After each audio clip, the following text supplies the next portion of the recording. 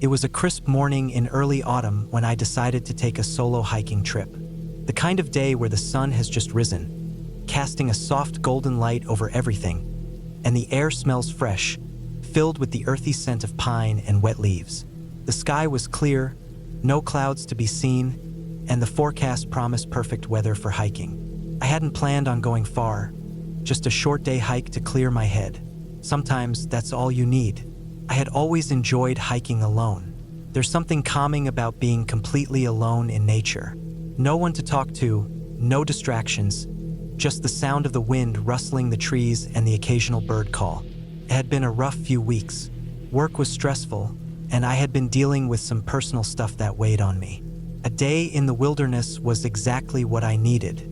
I parked my car at the trailhead, a small, unmarked lot nestled at the edge of the forest. It was early enough that there were no other cars. I liked it that way, peaceful, isolated. I strapped my backpack on, made sure my water bottle was full, and adjusted my boots. The trail was a narrow dirt path winding through thick woods. The trees were tall and dense, casting long shadows across the trail even in the morning light. It was quiet, almost too quiet. I started walking, taking slow, steady steps. The ground was soft underfoot, the earth moist from the night's dew.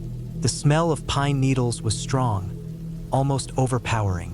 As I walked, I noticed how the forest seemed to close in around me. The trees towered overhead, their branches stretching out like skeletal arms. It was a peaceful kind of eerie, the kind of stillness that made you feel as if you were the only one who existed in that moment. As I moved deeper into the woods, I felt a slight unease. I wasn't scared exactly, but there was something off about the place. It was hard to put my finger on. It could have been the silence. No birds, no rustling animals, just the occasional creak of the trees. It could have been the way the trail twisted and turned, as if it were intentionally trying to hide something just out of view. I shook it off. I was just being paranoid. I had hiked through woods like these many times before, but still, I couldn't help but feel that something wasn't right. An hour into my hike, the trail began to steepen. I had planned on turning around after a couple of hours, but the more I climbed, the more I felt compelled to keep going. There was something about the quiet, the solitude, that kept me moving forward.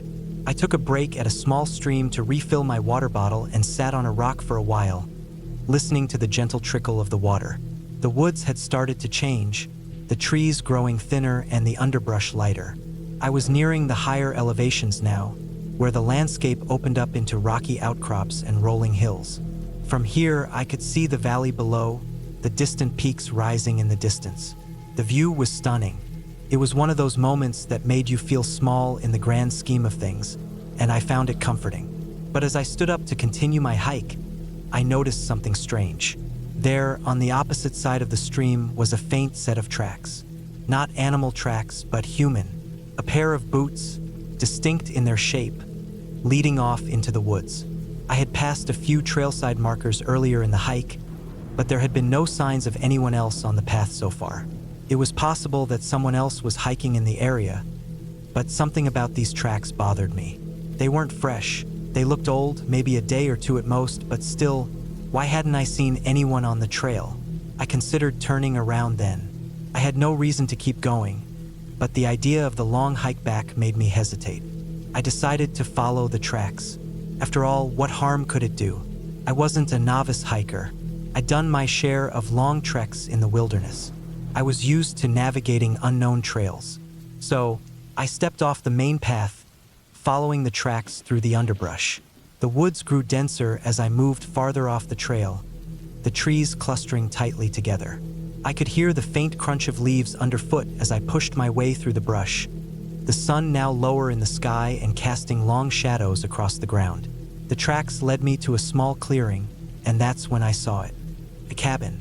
At first, I thought it was just a structure in the distance, but as I got closer, I realized it was a small, weathered cabin, half hidden behind a dense cluster of trees. It didn't look abandoned, but it didn't exactly look well maintained either. The wood was cracked and faded. The windows were dark and empty, and there was no sign of life around it. I stood there for a moment, just staring at it. My curiosity got the best of me, and I moved closer, cautiously. The air felt colder here, the silence heavier. I was suddenly aware of how quiet everything was. No birds, no insects, not even the wind rustling the leaves. It was as if the entire world had gone still, waiting. As I approached the door, I hesitated. It wasn't locked, just hanging slightly ajar, as if someone had left it in a hurry. I pushed the door open slowly, the hinges creaking in protest. Inside, the cabin smelled musty, like old wood and dampness. There was no sign of anyone living there, but it didn't feel abandoned either. The furniture was sparse, a few mismatched chairs, a small wooden table, and a faded rug on the floor.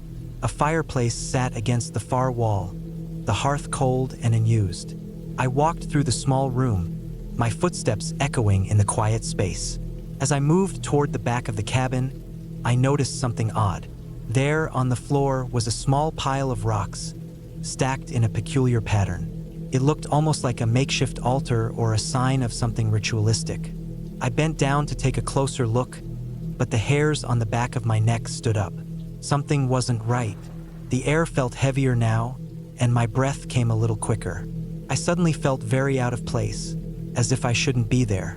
Without thinking, I turned and made my way back to the door. I had no explanation for it, but I felt like I needed to leave. Fast. I wasn't scared, not exactly, but the sense of unease had grown into something more palpable, like I was being watched. I left the cabin and retraced my steps back to the trail. My heart was pounding in my chest now, and I couldn't shake the feeling that something wasn't right. I kept walking, faster now, the sun dipping lower in the sky. I had no idea how much further I had to go to get back to the trailhead. The woods had taken on a different feel now, darker, more oppressive. The trees seemed to loom overhead, casting shadows across the trail. I glanced over my shoulder every few minutes, half expecting to see someone, or something, following me, but there was nothing, just the deep, empty quiet of the woods. By the time I made it back to the main trail, I was exhausted. The last stretch had been hard, my legs burning from the steep incline, my mind racing. I had no idea why I felt so anxious, but the thought of getting back to my car was a comfort. When I finally reached the trailhead, I felt a strange sense of relief. There, parked just where I had left it, was my car, sitting in the quiet lot. I was glad to see it. I didn't look back as I got in and drove away. As I passed the turnoff that led back to the cabin, I glanced at the spot where the trail had veered off, but I didn't see anything. I didn't know if I had just imagined the strange feelings or if something had actually been off about that place. But I wasn't going back to find out. The rest of the drive home was uneventful. I felt a little shaken, but I chalked it up to nerves. Too much time alone in the woods, maybe. Still, every now and then, I catch myself thinking about that cabin and the strange feeling I had when I was near it. I don't know what it was, but I'll never forget it.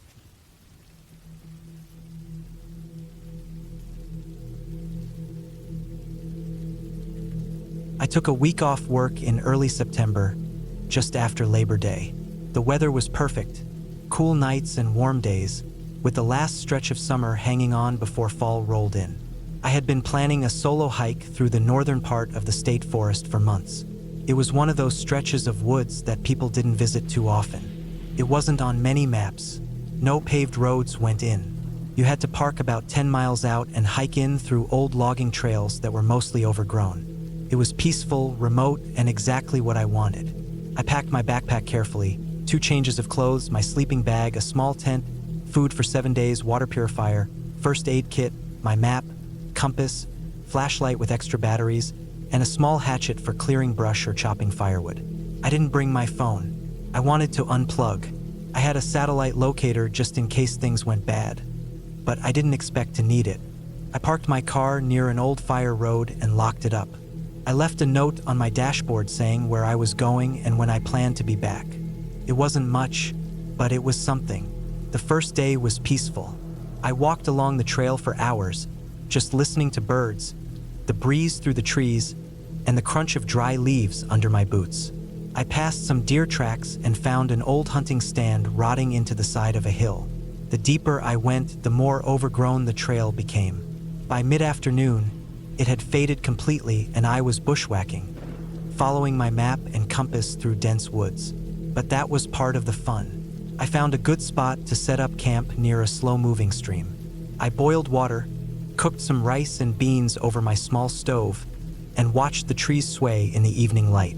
It got cold quickly once the sun dipped behind the ridge. I zipped into my sleeping bag and fell asleep fast.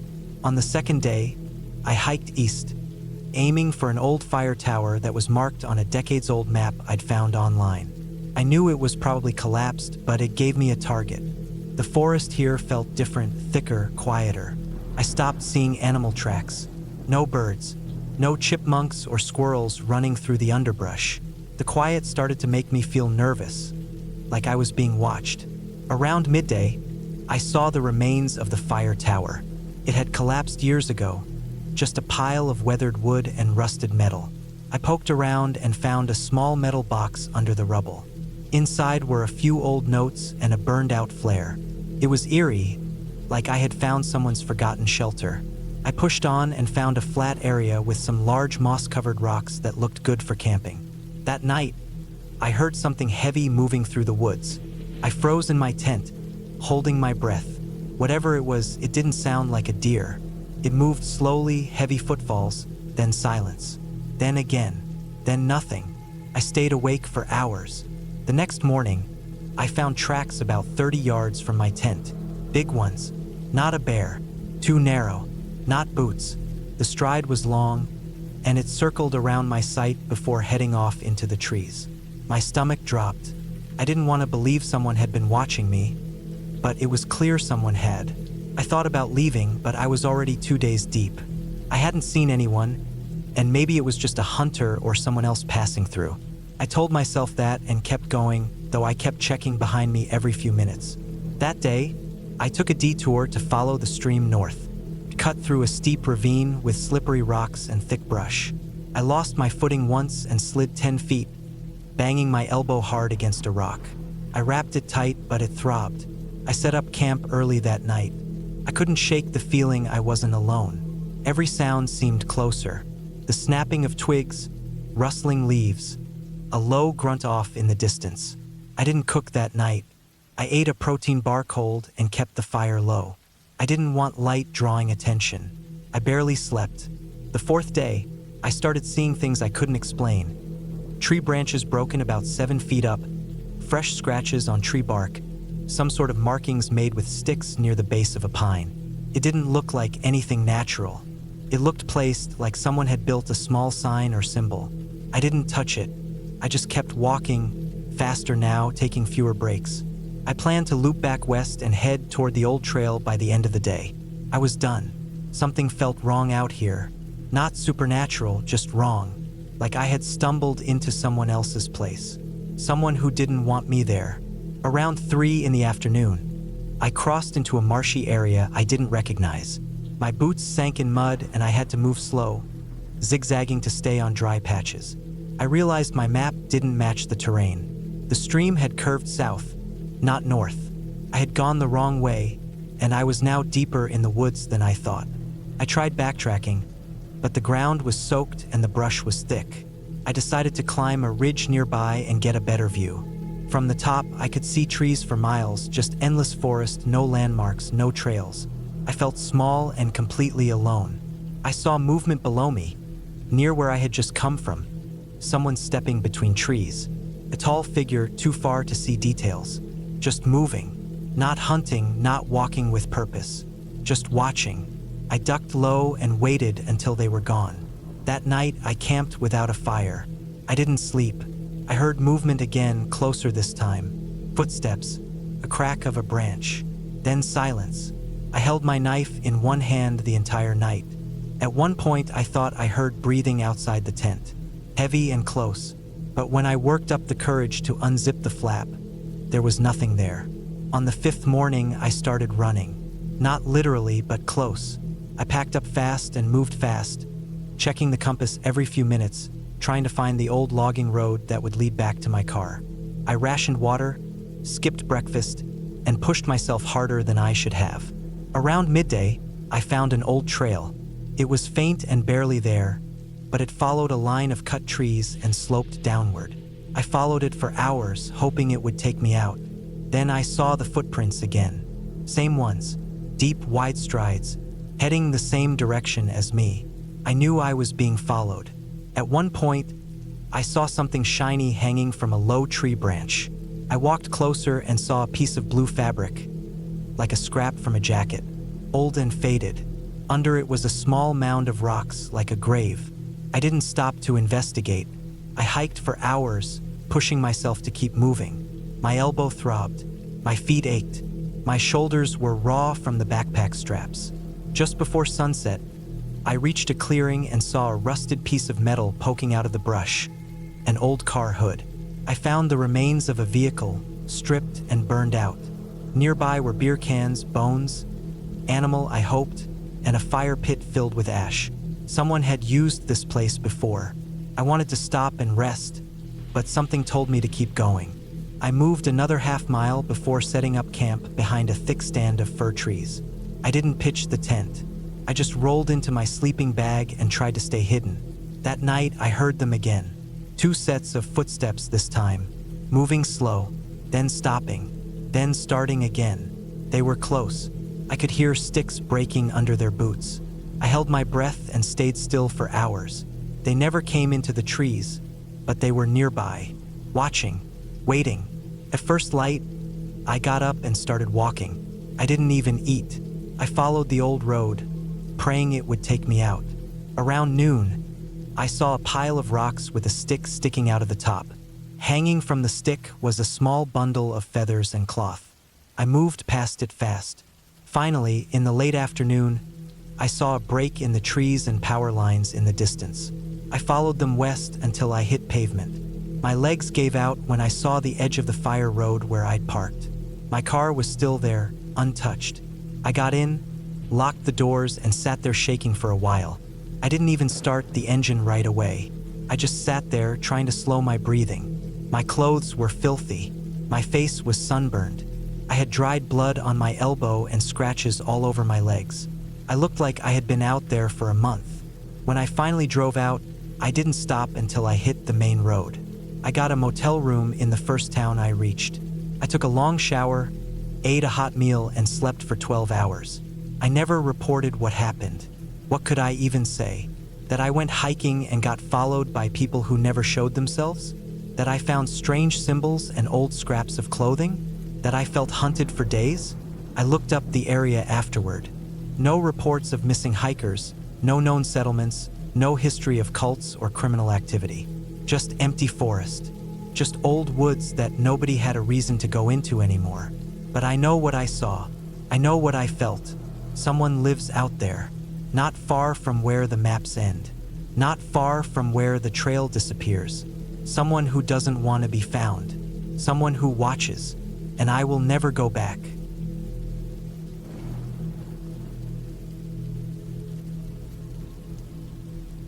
I decided to go for a hike, something simple and quiet, the type of hike where I could lose myself in the trees and the sound of my boots crunching against the dirt path.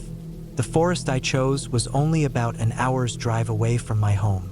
It wasn't too challenging, and I had hiked parts of it before. But this time I was going solo. I always preferred the quiet of being alone in nature, even if it did feel a little eerie at times. The day started out fine enough.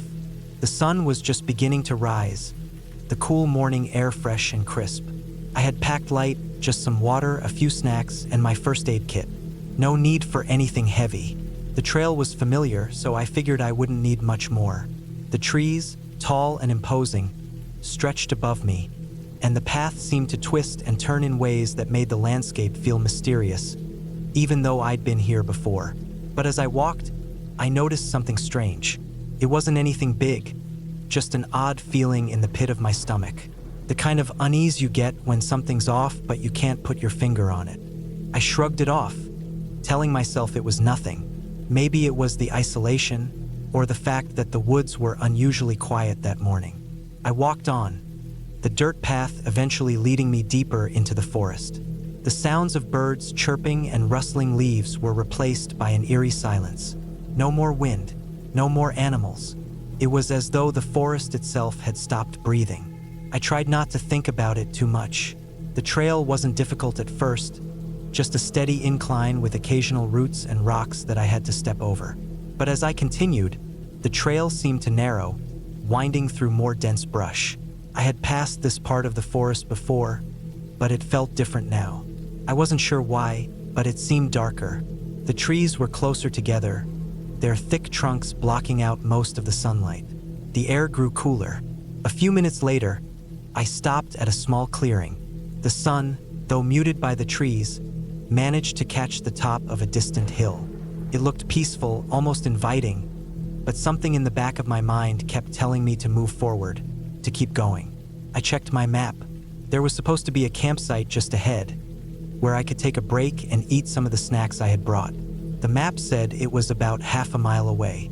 I had been hiking for about 2 hours, so I figured I'd be there soon. But I didn't reach the campsite. Instead, the trail began to get steeper and the terrain more uneven. The rocks, which had been scattered along the path, became larger, and the roots I had been stepping over turned into tangled webs of thick vines and branches. Every step felt like a struggle, but I pushed through it, telling myself it was just part of the hike. The more I climbed, the more the forest seemed to close in on me. It was as though the trees themselves were pushing me deeper into the woods. At one point, I nearly slipped. My boot caught on a root, and I stumbled forward, catching myself just in time. I took a deep breath and looked around. There was no trail marker in sight, no sign of the campsite or any landmarks that I recognized. I checked my watch. It had been over an hour since I last checked the map, and I realized I had wandered off the main trail. Panic started to creep into my chest. I had done this before, taken a wrong turn, but I always knew how to retrace my steps. This time, though, the woods felt different. There was a sense of being watched, a presence that I couldn't shake. I turned in a circle, trying to find any familiar sign of the path, but everything looked the same. The trees, the rocks, the dense brush, it all blurred together. I tried to calm myself. It was still daylight. The forest wasn't all that large. I'd just have to backtrack and find the trail again. So I began to walk back the way I came. But the path didn't seem to lead me anywhere familiar. It only twisted deeper into the forest. The woods around me grew darker. The sounds of the forest, which had been so quiet earlier, seemed to pick up now. Rustling leaves, branches creaking, the occasional snap of twigs beneath unseen feet. I could feel my heart pounding in my chest, my breath growing shallow. Then, I heard something that made the hairs on the back of my neck stand up. It was faint at first, like a distant thudding sound, rhythmic and slow. I paused, holding my breath. The thuds continued, growing louder with each passing second. My mind raced, trying to figure out what it could be. A bear? A moose? I didn't know, but I knew I wasn't alone. I pushed myself faster, walking briskly, hoping the sound would go away. But it didn't. It followed me, getting closer. I glanced around, trying to catch a glimpse of whatever was causing the noise, but I saw nothing. The trees were too thick, the shadows too heavy. I started to jog, my boots crunching loudly on the forest floor, desperate to find a way out. The thudding grew faster, more frantic, as though whatever was making it was closing in on me. The sound of my own heartbeat pounded in my ears as I tried to keep moving, but the more I ran, the more the forest seemed to change. The trees grew taller and twisted, their gnarled branches stretching out like clawed hands. My foot caught on a rock, and I tumbled forward, landing hard on the ground. I rolled onto my back, gasping for air, trying to steady myself. For a moment, all I could hear was the pounding of my own heart. I scrambled to my feet, wiping dirt off my hands and legs, and tried to get my bearings. The thudding had stopped. The air felt thick, almost suffocating, and I realized that I was no longer sure where I was. The woods had closed in around me, and it was like the forest was reshaping itself, twisting into something unfamiliar. The clearing I had passed earlier was nowhere to be found. For the first time in a long while, I felt truly afraid. But as I stood there, frozen in place, I noticed something through the trees, a faint glimmer of light. My heart skipped a beat. It was the sun, slipping through the canopy, illuminating the forest floor in patches. And beyond that, a small break in the trees that resembled the edge of the forest. I didn't hesitate. I ran toward it. The thudding sound, whatever it had been, was gone. The woods felt different now, quieter, calmer. As I neared the edge of the forest, I could see the open space ahead, a small meadow that I recognized from earlier. It was a relief to see the familiar landscape once again, the tall grass swaying gently in the wind. The trees gave way to an open field, and I could make out the distant outline of a road in the distance.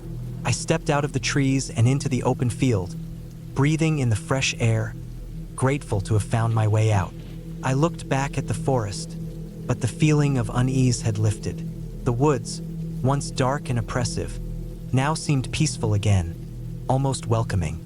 The trail I had strayed from was just a short distance ahead, and I walked back toward it, my mind racing with what had just happened. How had I gotten so lost? Why had everything felt so wrong? I couldn't answer those questions, but I was just glad to be out of the woods.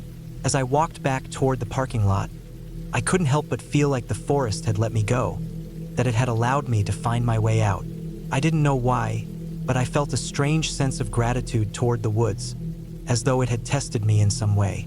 I finally reached my car, exhausted but relieved, and I drove home with the setting sun casting a warm glow across the sky.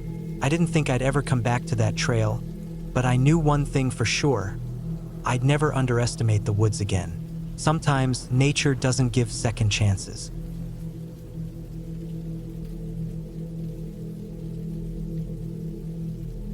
I've been hiking most of my adult life. There's something about being away from the sounds of cars, the smell of exhaust fumes, and the constant buzz of city life that clears my head in a way nothing else can. I never really cared for big crowds, loud bars, or social events. Hiking gave me solitude, and solitude gave me peace. Over the years, I had covered dozens of trails across the country, both marked and unmarked. But this one was different. This one almost made me give it up for good. It was early May. I had taken a week off work and wanted to spend it deep in the backcountry. I had heard about a series of unofficial trails in a remote forest reserve in the northern part of the state. The area was barely touched. No major campsites, no ranger stations, no clear maps. Just raw wilderness. That was exactly what I was looking for. I packed as I usually do, carefully and with a checklist I've followed for years. Lightweight tent, enough food for 6 days, water filters, first aid kit, satellite GPS, backup maps, multi-tool, 2 flashlights with extra batteries, a portable stove, and enough clothing for layering. I even packed an emergency flare, something I rarely carry unless I know I'm going way off the grid. I parked my car at a gravel pullout where the trail was rumored to start. There was no signage, no markings, just a narrow path carved into the grass by the boots of a few adventurous souls who had come before me. I should have turned back then, but I didn't. The first 2 days were perfect. The trail, though not official, was surprisingly easy to follow. It wound through dense pine forests and meadows thick with wildflowers. The silence was deep, broken only by birds, the rustle of small animals, and the wind through the trees. I didn't see a single person during those first 2 days, and I didn't expect to. On the third day, I stumbled upon something I hadn't planned for. A hidden valley. It wasn't marked on my GPS or paper map, but the terrain dipped suddenly after a steep descent through a narrow rocky pass. On the other side was a lush green basin that looked almost untouched. A small creek ran through the middle of it, and the entire valley was surrounded by cliffs and thick trees. It felt like a place lost in time. I made camp there for the night, thinking it would be a highlight of the trip. That night was the first time I felt uneasy. It started with the sounds.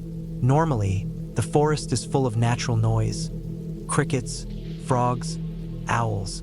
But that night, there was nothing. Just a thick, silent stillness that settled in as the sun went down. I lay in my tent listening, waiting, thinking maybe it was just my imagination. But something about the way the silence pressed in on my ears made it feel real. Then there were the footprints. In the morning, when I unzipped my tent, I saw them. Not animal prints, human ones. Barefoot, wide, deep prints in the soft dirt near the creek about 20 feet from my tent. At first, I thought maybe I had walked over there and forgot, but the prints were far too large to be mine, and I always wear boots. These were bare. The toes dug deep, and the stride was wide. I stood there staring at them for a long time. My first instinct was to pack up and leave, but I told myself it could have been an old print, maybe from weeks ago, preserved in the dirt by the shade and moisture. I tried to shake off the feeling and went about making breakfast. Still, I couldn't stop looking over my shoulder the whole morning. Around noon, I hiked up a ridge on the far side of the valley to get a better view. From the top, I could see how isolated the area really was. Sheer cliffs on two sides, thick forest on the others. I scanned the tree line with my binoculars, not sure what I was even looking for. Movement, maybe, a sign of someone else. But I saw nothing. Still, that uncomfortable feeling in my gut wouldn't leave. When I got back to camp that evening, I noticed my gear had been disturbed. My food bag was moved, my flashlight was lying in the dirt, and the flap of my tent was slightly unzipped. Nothing was missing, but everything felt touched. I stood there for a long time, scanning the area, my heart thumping so hard I could feel it in my ears. I grabbed my hatchet and walked the perimeter of my campsite. No signs of animals, no trash scattered around, no claw marks, just the unsettling knowledge that someone or something had been there while I was gone. I didn't sleep much that night. Every sound made me sit up, listening. But again, there were barely any sounds at all. Just that same unnatural silence that blanketed everything. The next morning, I made the decision to leave the valley and find a new place to camp. As I was packing, I saw something that made my blood run cold. Tied to a low branch near the creek was a length of old rope. It hadn't been there before. It was frayed and dirty, but clearly tied deliberately. Hanging from it was a small piece of cloth, red and stained with something dark. It fluttered slightly in the breeze. I didn't go closer. I didn't need to. That was all the warning I needed. I grabbed my gear and took the same path I came down from, back toward the ridge. But as I climbed, I realized the trail I came down on was gone, or at least not where I remembered it. I looked around for markers I had noticed before, like the large split boulder near the edge of the ridge, but it wasn't there. It didn't make sense. I don't get lost easily.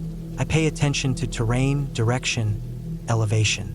But everything looked different now, as if the forest had shifted when I wasn't looking. I wandered for nearly 2 hours, making large loops, trying to retrace my steps. My GPS was glitching, showing strange signal loss and jumpy locations that didn't match the terrain. Eventually, I found a steep slope that looked familiar and decided to try going up and over, hoping to spot a landmark from above. When I reached the top, I saw something I still don't understand. There were structures, at least 3 of them, small, decaying cabins made of rough wood, hidden among the trees. They were almost completely camouflaged by vines and branches. No windows, no chimneys, just slanted, rotting roofs and warped planks. I stood frozen for a long time, just staring. I didn't go closer. I didn't need to. Something about those buildings filled me with a deep, raw fear. They didn't look abandoned. They looked hidden, like they were meant to stay that way. I turned and hiked the opposite direction. I didn't care where I ended up anymore. I just wanted to be far away from that valley and whatever was inside it. The next 2 days were a blur. I moved fast, camping only when I had to, sleeping with my hatchet in my hand. My food was running low, and my water filter was starting to clog. I followed a dry stream bed, hoping it would lead to a larger body of water or a trail. My legs were sore, my back ached, and I had developed a deep blister on my left heel that made every step painful. On the evening of the 5th day, I found something that finally told me I was heading the right direction. A trail marker, faded, barely visible, but it was real. An old blaze on a tree, scratched deep into the bark. I followed it, then another, and then, just before nightfall, I saw something I never thought I'd be so happy to see. A discarded energy bar wrapper. Trash, left by someone else. It meant people had been here. It meant civilization. I followed the trail all night, using my flashlight until the batteries began to die. Around dawn, I stumbled out of the woods and into a small clearing with a logging road. Not a soul in sight, but I knew the road would eventually lead somewhere. I waited there until midday, and finally, I heard the distant sound of an engine. A logging truck came crawling down the dirt road, and I stepped into the open and waved both arms. The driver stopped. He looked surprised to see me. I must have looked like hell, mud-streaked, eyes sunken from lack of sleep, limping from my blistered foot. I didn't say much. I just asked where the nearest town was. He let me ride in the back and dropped me off at a diner 2 hours later. I sat there for a long time, nursing a coffee, staring at nothing. I never reported what I saw. Not the cabins, not the rope, not the footprints. I didn't want to answer questions I didn't know how to answer. I just told a simple version of the story. Got turned around in the woods, lost my trail, found my way back. But I know what happened. That valley wasn't on any map for a reason. Those cabins weren't rotting by accident. Someone had built them, someone had hidden them, and someone still used them. I had wandered into something I wasn't supposed to see. Something off-grid, something old and secret. And I was lucky I made it out. I haven't gone hiking since. I keep my gear stored away in the garage, still clean and packed from that last trip. Sometimes I'll take it out and check it like I'm thinking of going again. But then I remember the silence in that valley, the footprints, the rope, and those cabins in the woods, and I decide to stay home.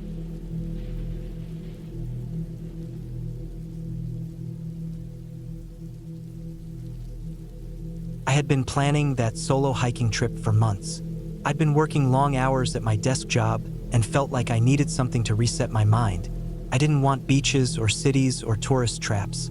I wanted silence, space, something raw and real that would make me feel small again. That's why I picked the Sierra Nevada range in early October, just before snow really started coming in. The weather reports showed some mild chill, a chance of rain, but nothing that concerned me.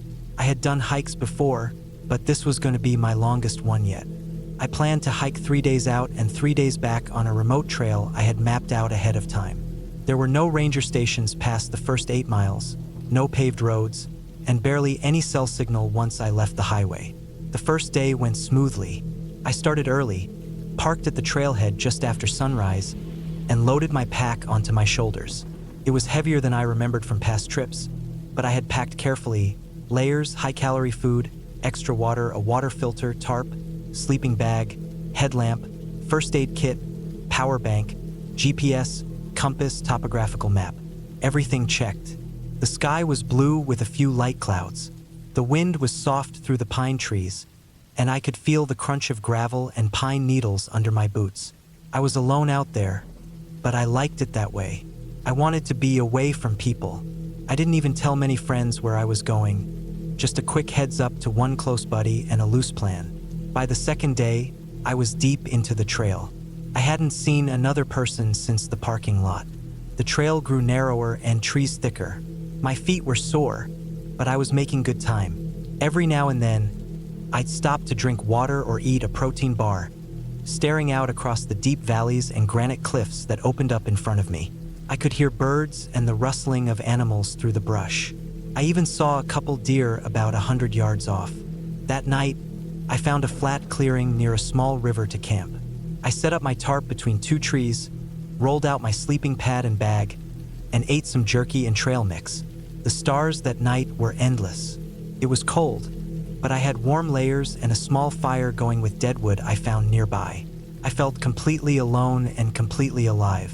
It was exactly what I wanted. The third day started cloudy. Not thick storm clouds, but a haze that made the sun look pale. I figured it might drizzle later, but nothing serious. I packed up my camp and kept going, pushing farther into the wilderness. The trail at that point wasn't much more than a faint path in the pine needles, and in some sections it disappeared entirely. I had to rely on my map and compass more than once to stay on course. Around midday, I reached a ridge that overlooked a massive drop into a narrow valley. The wind was stronger up there. I stopped to eat and check my GPS, and that's when I noticed it wasn't getting a signal. No big deal. I had the map, I made a few pencil marks on it for landmarks I recognized and kept moving. My goal was to reach a flat area near a lake about 8 miles deeper in before nightfall. Around 3 p.m., the clouds thickened fast. The wind picked up and turned cold. Felt different, like a warning. By 4, the rain started. Light at first, then heavier. I pulled out my rain jacket and pack cover, cinched everything tight, and kept going. I figured I could reach the lake in a couple hours. But that didn't happen. The rain didn't just fall, it poured. The trail turned to mud, and in some areas, the dirt washed away completely.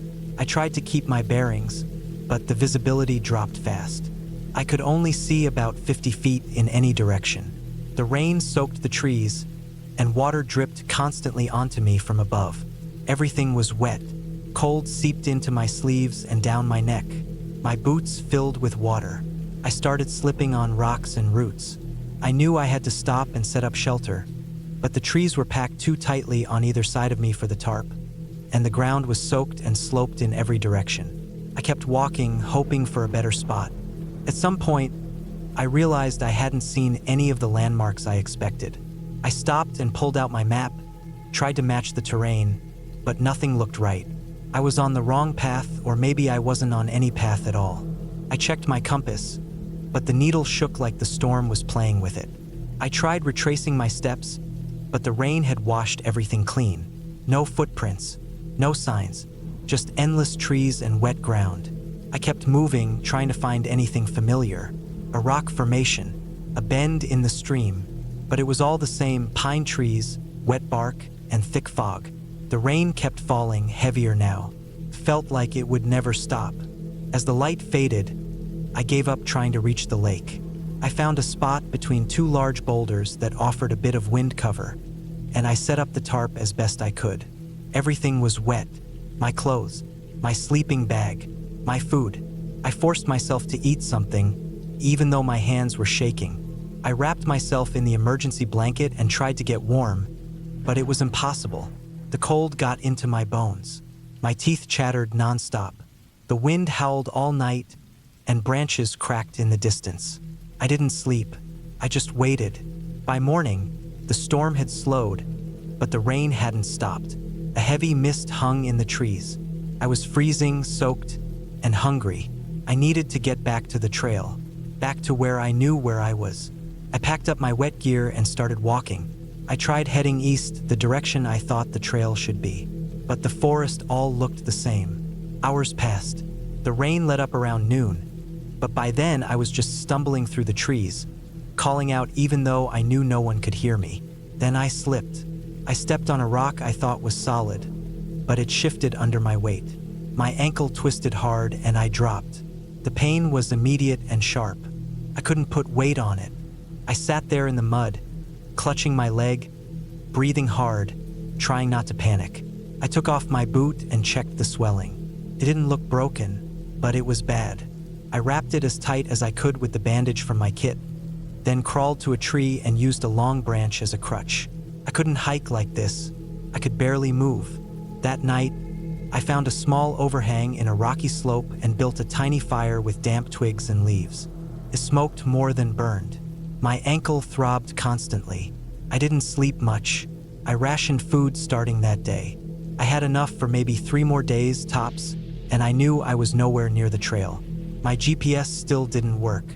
My phone had died the night before. I was truly alone. The next few days blurred together. I moved slowly, painfully. I followed streams downhill, hoping they'd lead to something, anything. I drank filtered water from the creeks, ate the last of my food, found a few wild berries that didn't taste like poison. Every night was cold. Every day was hard. On the 5th day after the storm, I woke up to snow. Not much, just a dusting, but enough to scare me. I wasn't prepared for real winter. If it snowed again, I'd be in real trouble. My ankle was still swollen, and now my body was weak. I hadn't eaten a full meal in days. I kept walking, limping, dragging myself through the brush. I stopped caring about direction. I just moved. Late that afternoon, I saw something. Fence posts. Old, half-rotten wooden posts lined with rusted wire. I followed them, heart pounding. They led to a broken gate and a dirt road. Not a highway, not even gravel, but something. I dropped to my knees and cried. I followed the road for hours, limping, dragging my stick, until I saw a roof in the distance. A cabin. It looked abandoned, windows boarded up, but there was a shed beside it with a plastic tarp over the door. I didn't care if anyone was home. I pushed open the shed door and collapsed inside. It smelled like oil and dust and mice, but it was shelter. The next day I was found. A hunter passed by on an ATV and spotted my boot tracks near the road. He radioed it in. They flew me out by chopper that afternoon. I had lost 15 pounds, had frostbite starting on 3 toes, and couldn't walk right for weeks. But I lived. The storm had come in harder than anyone expected. Flash floods, fallen trees destroyed parts of the trail. Even experienced hikers were caught off guard. They found 2 other hikers who hadn't made it out. I never met them, but I think about them sometimes. That trip changed me. I don't go out without a full satellite beacon now. I tell people my exact route.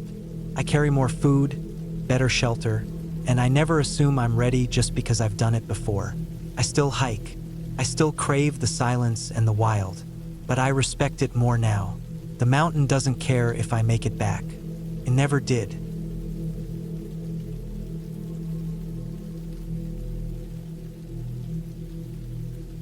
Started out as a typical weekend.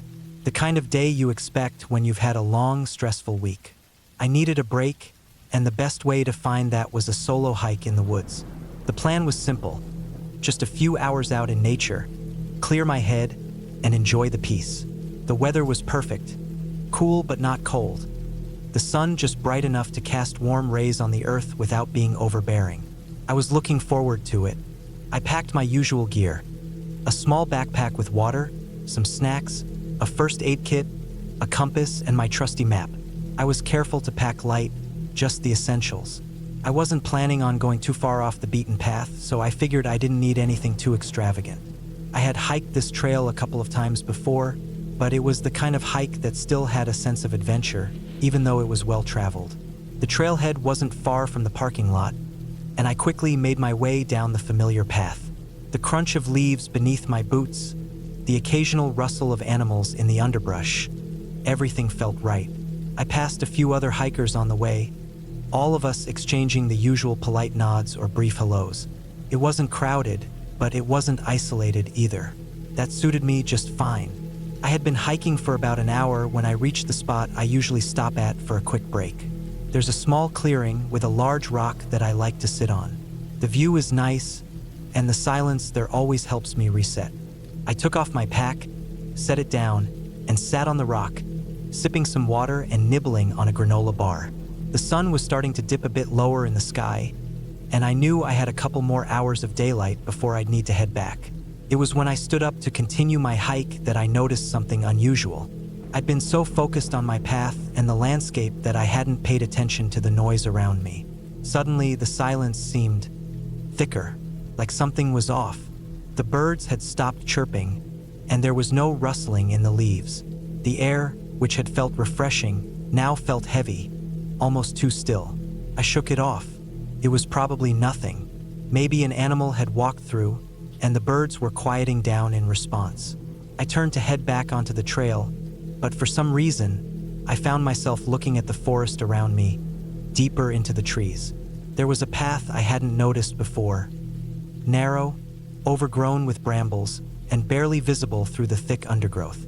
It was a small thing, not a proper trail at all, but something about it called to me. I'm not sure why, but I decided to follow it. The path wasn't easy to navigate. I had to duck under branches, step over rocks, and push through the occasional thorn bush. But it wasn't too far into the woods before I realized something was wrong. The air was getting colder, not in a natural evening cold way, but in a sudden, sharp chill that made me shiver. The kind of cold that feels out of place in the warmth of an afternoon. It crept through the sleeves of my jacket, and despite the exertion of hiking, I felt goosebumps prickling on my arms.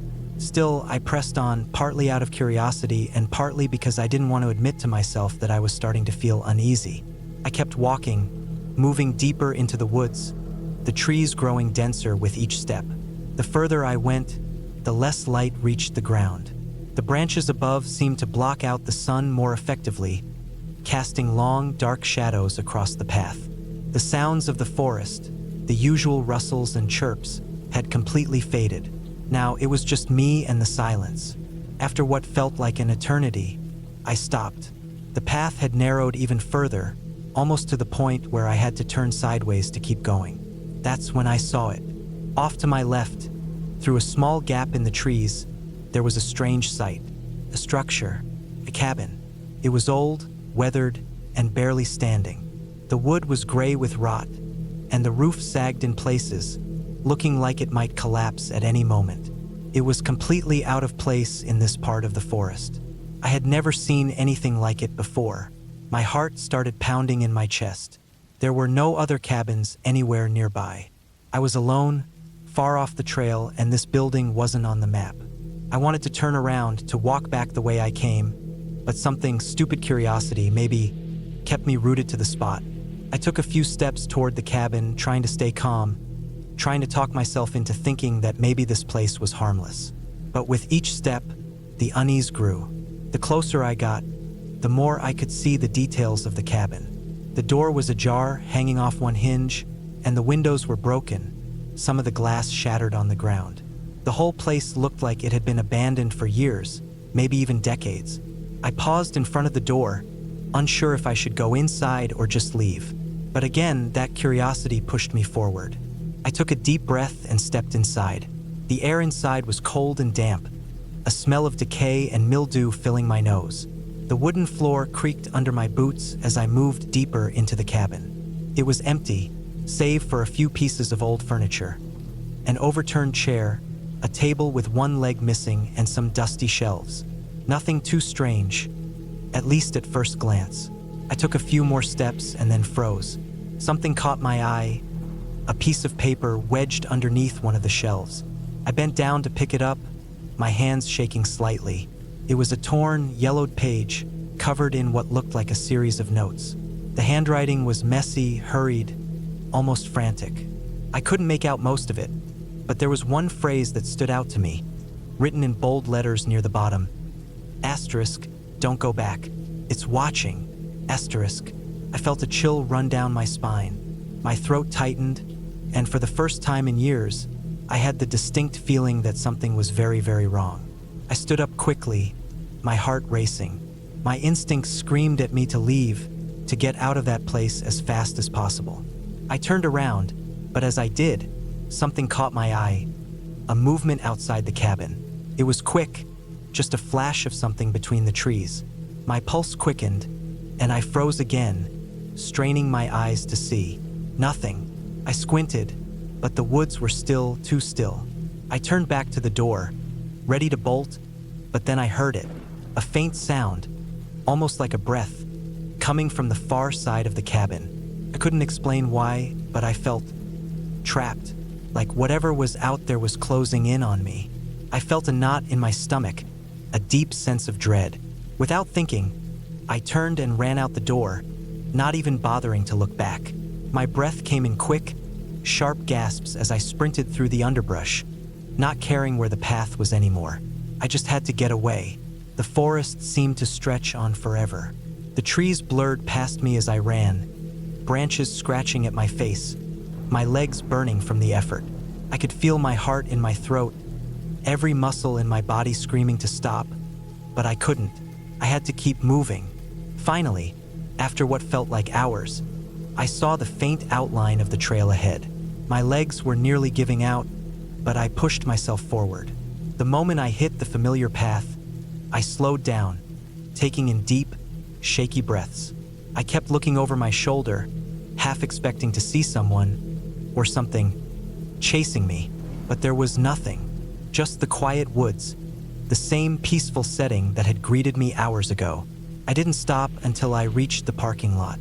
I was exhausted, my body aching, but I felt safe. I didn't know who or what had been watching me, or why that cabin was there in the first place. I didn't know what had caused that sense of dread, that feeling of being hunted. But I knew one thing for sure: I would never, ever go back to that trail.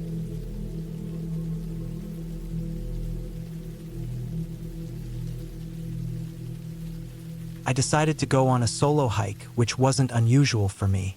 I'd done it many times before, especially when I needed to clear my head.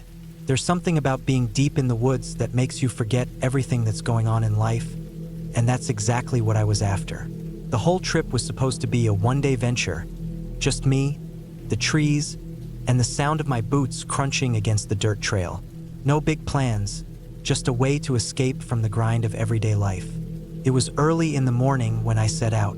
The air was cool, crisp, and smelled like damp earth and pine. I didn't mind the early start. I liked getting ahead of the crowds. It gave me a sense of peace to be alone with nature before the world started buzzing around me.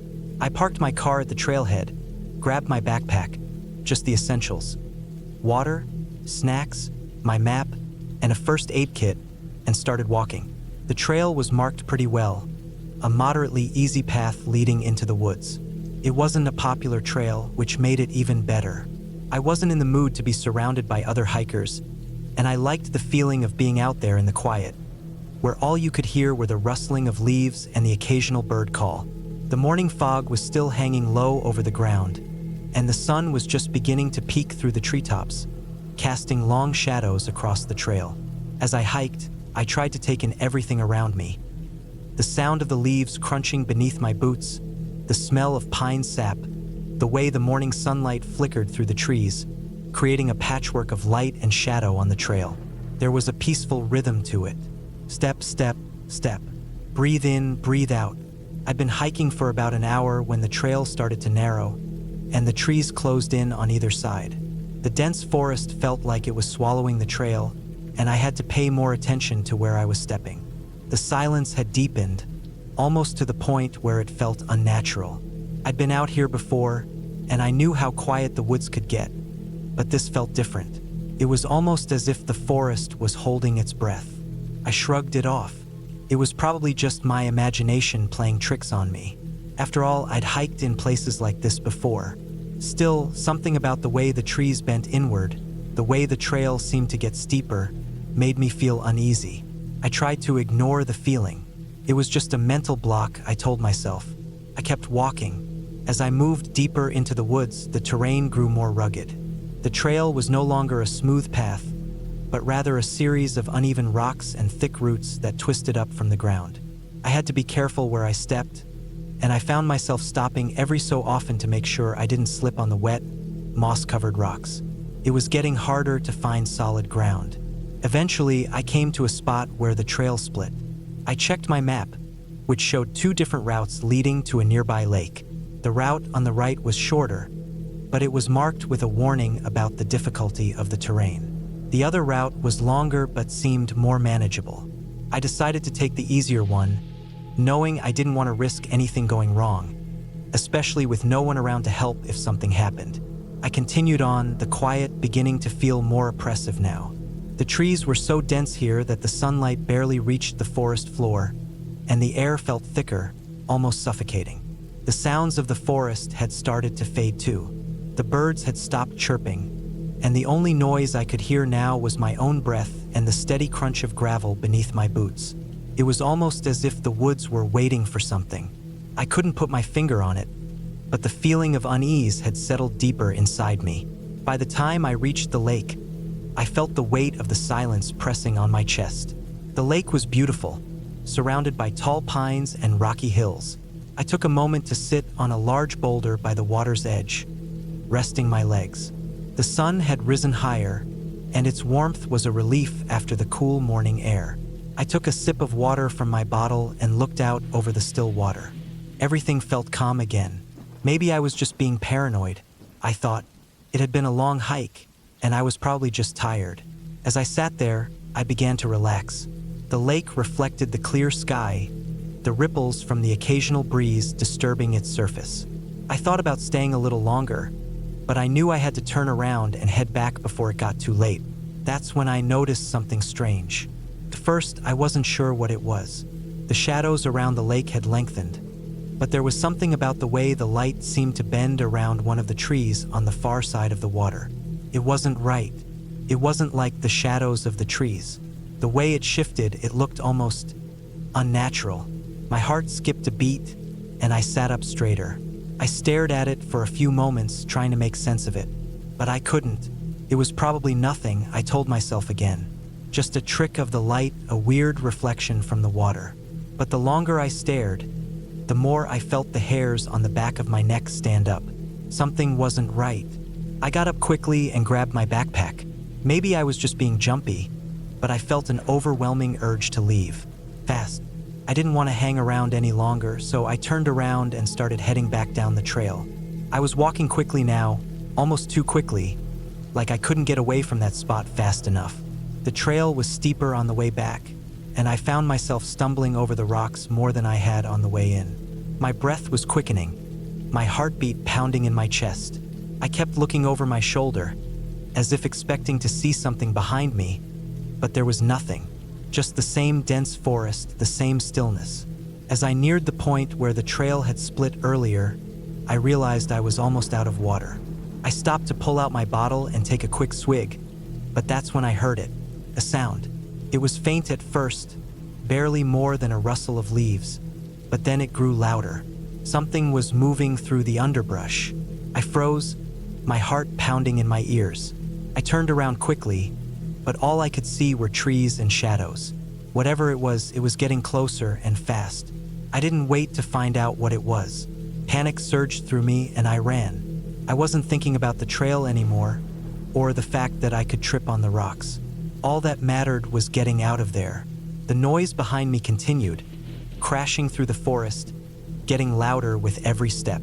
I ran harder, pushing myself to move faster than I thought possible, the adrenaline fueling my every step.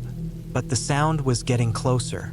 It was right behind me now, and I could hear the twigs snapping, the brush being pushed aside. I dared a glance over my shoulder. There was nothing visible, but I couldn't shake the feeling that something was following me. The fear was clawing at me now, urging me to run even faster. I barely registered the steep drop in the trail ahead of me, but my foot caught on a root, and I stumbled. I fell hard, my body crashing against the ground. The impact knocked the wind out of me, and I lay there for a moment, gasping for breath, trying to gather myself.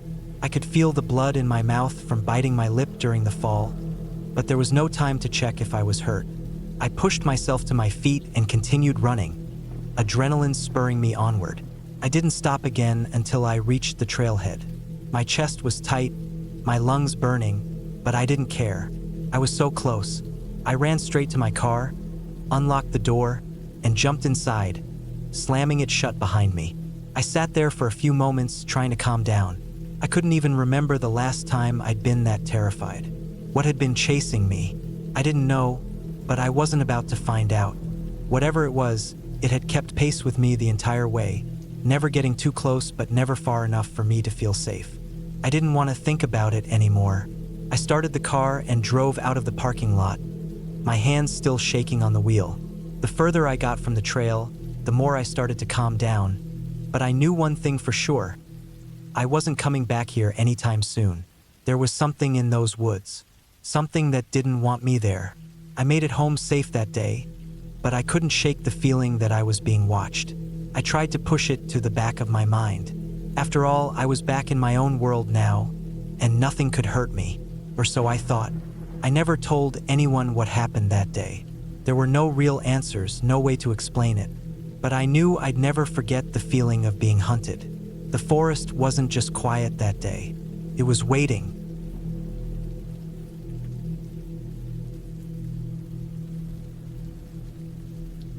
It was early spring when I decided to take a solo hiking trip through a lesser-known trail in the mountains, one I had heard about from some local hikers but never actually attempted. I'd been planning the trip for months, hoping for a little peace and time to clear my head. Life had been tough recently, with work stressing me out and a lot of personal issues I was trying to work through. Being out in nature always calmed me, so the idea of hiking by myself seemed like the perfect way to unwind. The trailhead was located about an hour's drive from my house. The morning was crisp, the sky a pale blue with a few wispy clouds scattered here and there. I loaded up my pack with the essentials: water, some snacks, a first aid kit, a map of the area, and a trusty pocket knife.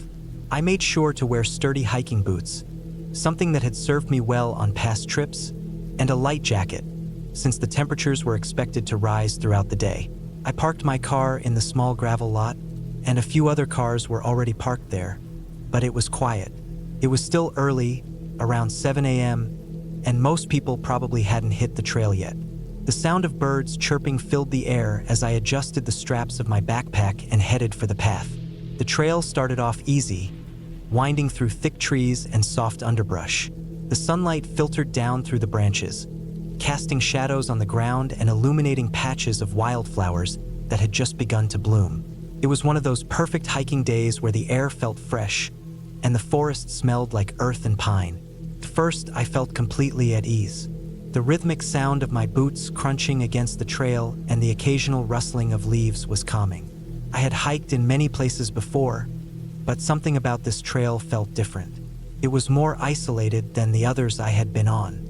No roads nearby, no houses. It was just me and the wilderness. As the morning went on, I reached a steeper part of the trail. The path narrowed, and the trees grew thicker, their branches reaching out like arms. I could hear the faint sound of running water nearby, probably from a stream or creek that ran along the mountain. It wasn't hard to find my footing on the uneven rocks and roots, but I had to be careful not to slip, especially as the trail began to ascend more sharply. I hadn't seen anyone for the past hour, which was unusual. Usually, you'd pass a few hikers on the trail, but it was just me now, alone with my thoughts. I didn't mind the solitude, though. It gave me time to think. As I climbed higher, the forest began to thin out, and I could see the mountain range in the distance. The view was breathtaking.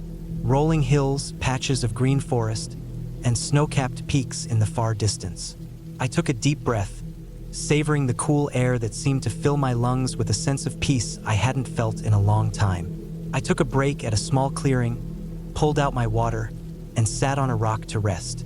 I could hear the wind rustling through the trees and the distant sound of birds singing. It was the kind of place where time seemed to stand still. For a moment, I closed my eyes and let the sounds and smells of the forest wash over me, hoping it would help me forget about everything else. After a few minutes, I decided to continue on. The trail started to flatten out, and I passed a small stream that I stopped to admire. The water was crystal clear, and the sunlight reflected off the surface in tiny, glittering spots. I kneeled down, cupping my hands to take a drink. The cold water was refreshing, and I felt rejuvenated, ready to keep going. The trail began to take a sharp turn around the side of the mountain, leading me into a thicker part of the forest. The trees here were older, their trunks gnarled and twisted. The air felt cooler as I walked deeper into the shade, and the ground beneath me was softer, covered in a thick layer of moss. It wasn't long before I noticed something strange. There was a faint odor in the air, something earthy and musty, but not quite right. It wasn't unpleasant, but it made me pause for a moment and sniff the air. I couldn't pinpoint what it was, but it felt off. I shrugged it off, assuming it was just the smell of damp earth or decaying leaves. The trail continued to wind upward, and I felt the familiar burn in my legs as I pushed on. The air was thinner the higher I went, and the light began to fade as the trees thickened around me. It was quiet here, too quiet. The usual sounds of birds and rustling leaves seemed to have disappeared. The silence felt almost unnatural, as though the forest was holding its breath. I reached a small plateau, and ahead of me, I saw something odd. A large, flat rock sat in the middle of the trail, covered in moss and surrounded by a few tall trees. It looked out of place, but what really caught my attention was the strange markings on the rock. They weren't anything I recognized, just a series of lines and shapes carved into the stone, some jagged, others smooth. It seemed as though someone had deliberately etched them there, but I couldn't imagine who would have done such a thing in the middle of nowhere. I crouched down to get a closer look. The markings were faint, weathered by time and exposure to the elements, but they seemed to form some sort of pattern. My curiosity got the best of me, and I reached out to trace one of the lines with my fingers. As soon as my skin made contact with the stone, a chill ran through me. It wasn't the kind of chill you get from cold air. It felt more like a sharp, unsettling sensation that made my hairs stand on end. I pulled my hand back quickly and stood up. I didn't know why, but I felt uneasy all of a sudden. It wasn't fear exactly, but a nagging sense that something wasn't right. I glanced around, trying to shake off the feeling, but there was nothing out of the ordinary. The trees were still, the air was still, and the silence pressed in around me. I decided to keep moving, hoping that the strange feeling would pass. I kept my eyes on the trail ahead, but I couldn't shake the sense that something was watching me. I quickened my pace, pushing myself harder to get past the feeling, but it only seemed to intensify. The forest had gone from peaceful to oppressive in the span of a few minutes. The feeling didn't go away, but I didn't let it stop me. I pressed on for what seemed like hours, determined to reach the summit or at least a place where I could rest and collect myself. But the trail kept going up, and the forest kept growing denser and darker. Then suddenly the trail forked. The main path continued to the right, and a smaller, overgrown path led off to the left. I hesitated. I had no idea where the smaller path went, but I had a gut feeling that it might be the way I needed to go. I couldn't explain why, but it felt like I should take it. I took the left fork. The path was narrow, barely wide enough for one person to pass through. It was also more difficult to follow, as the trees crowded in close and the underbrush grew thick. But I felt like I had to keep going down this path, even if it wasn't the right one. Minutes passed, or maybe it was hours. Time felt like it had lost all meaning.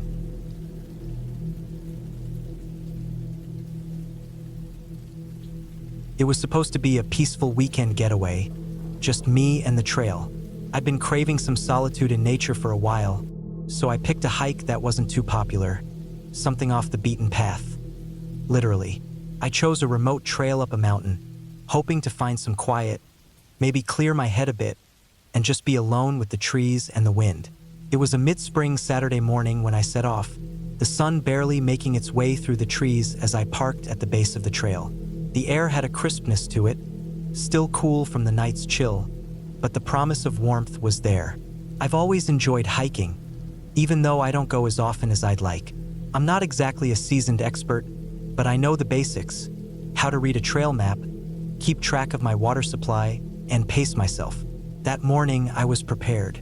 I had a packed bag with essentials: water, a couple of granola bars, a map of the area, and a light jacket in case it got colder at the higher elevation. I also brought a small first aid kit. You can never be too careful, right? The path began gradually, winding its way through a dense forest of tall pines and thick underbrush. Birds sang overhead, their songs echoing through the trees, and every now and then, I'd hear the rustling of something small moving through the leaves. It felt peaceful, like I was in my own little world, far away from the noise and stress of everyday life. I walked for hours, the sound of my boots crunching against the trail the only thing I could hear. About halfway up, I noticed something odd, a scent in the air. It wasn't the typical pine smell you get in the woods. It was something sharper, almost metallic, and not in a way that made me feel uncomfortable at first, just curious. I didn't think much of it, chalking it up to something in the vegetation or maybe an animal nearby. The trail was still wide, and the trees provided enough shade that it wasn't too hot. Though the deeper I went into the woods, the quieter it became. No more birdsong, no more rustling leaves, just the faint sound of my breathing and the steady rhythm of my steps. The further up I went, the more isolated I felt. I don't know if it was the lack of other hikers or the steady increase in elevation, but something about this place started to feel off. At first, I brushed it off, focusing on the scenery. The mountain was rugged and steep, and the landscape around me changed as I ascended. I passed an old creek bed, dry for the season but still lined with stones that looked like they'd been there for centuries. The trees grew thinner, more spaced out, and the air felt drier. I paused for a moment to take a drink and check my map. I didn't know exactly how far along I was, but the trail seemed to stretch on forever. The next marker was just ahead, but when I looked up, I noticed something odd. A figure standing at the edge of the trail. I blinked a few times, trying to clear my vision, but it didn't go away. It was a man, standing motionless just beyond a group of large boulders. He didn't seem to be moving, just staring in my direction, and I felt a chill run down my spine. It wasn't that he was doing anything overtly threatening. He was just standing there, dressed in dark clothes, but something about the way he didn't acknowledge me immediately made me uneasy. I wasn't sure if I should call out, keep walking, or just turn back, but my instincts told me that I needed to stay cautious. I took a slow step forward, trying to gauge his reaction, but before I could make out anything more, he turned abruptly and disappeared behind the boulders. My heart started racing.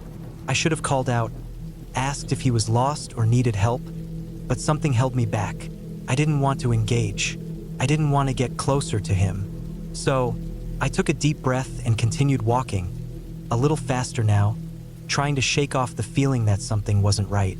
As I moved further up the trail, I kept glancing over my shoulder, half expecting him to appear again, but the woods remained quiet. The sun had begun to climb higher, and the forest was beginning to brighten.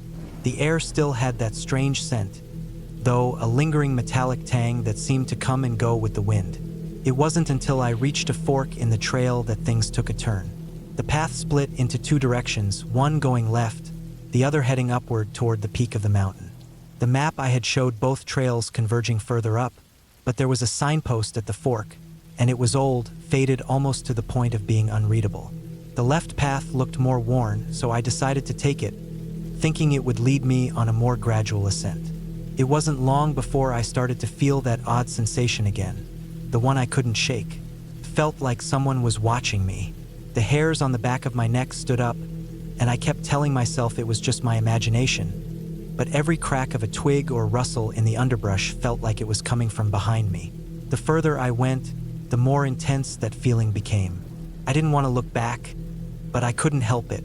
I glanced over my shoulder again and froze. There was no one there, but it felt like there was someone just beyond the tree line, hidden in the shadows. My mind raced. Maybe it was just the solitude messing with me, but this wasn't the kind of feeling you just brush off. I'd been hiking alone in remote places before, but never had I felt so exposed. Every step seemed to echo in the silence around me, and the woods, once welcoming, now felt oppressive. I started walking faster, my breath becoming more shallow, trying to push myself through the unease. My legs were beginning to tire, but I kept going, telling myself I was close to the summit. It would be worth it. The air was thin and dry now, and I could feel the effort in my muscles as I climbed the steeper section of the trail.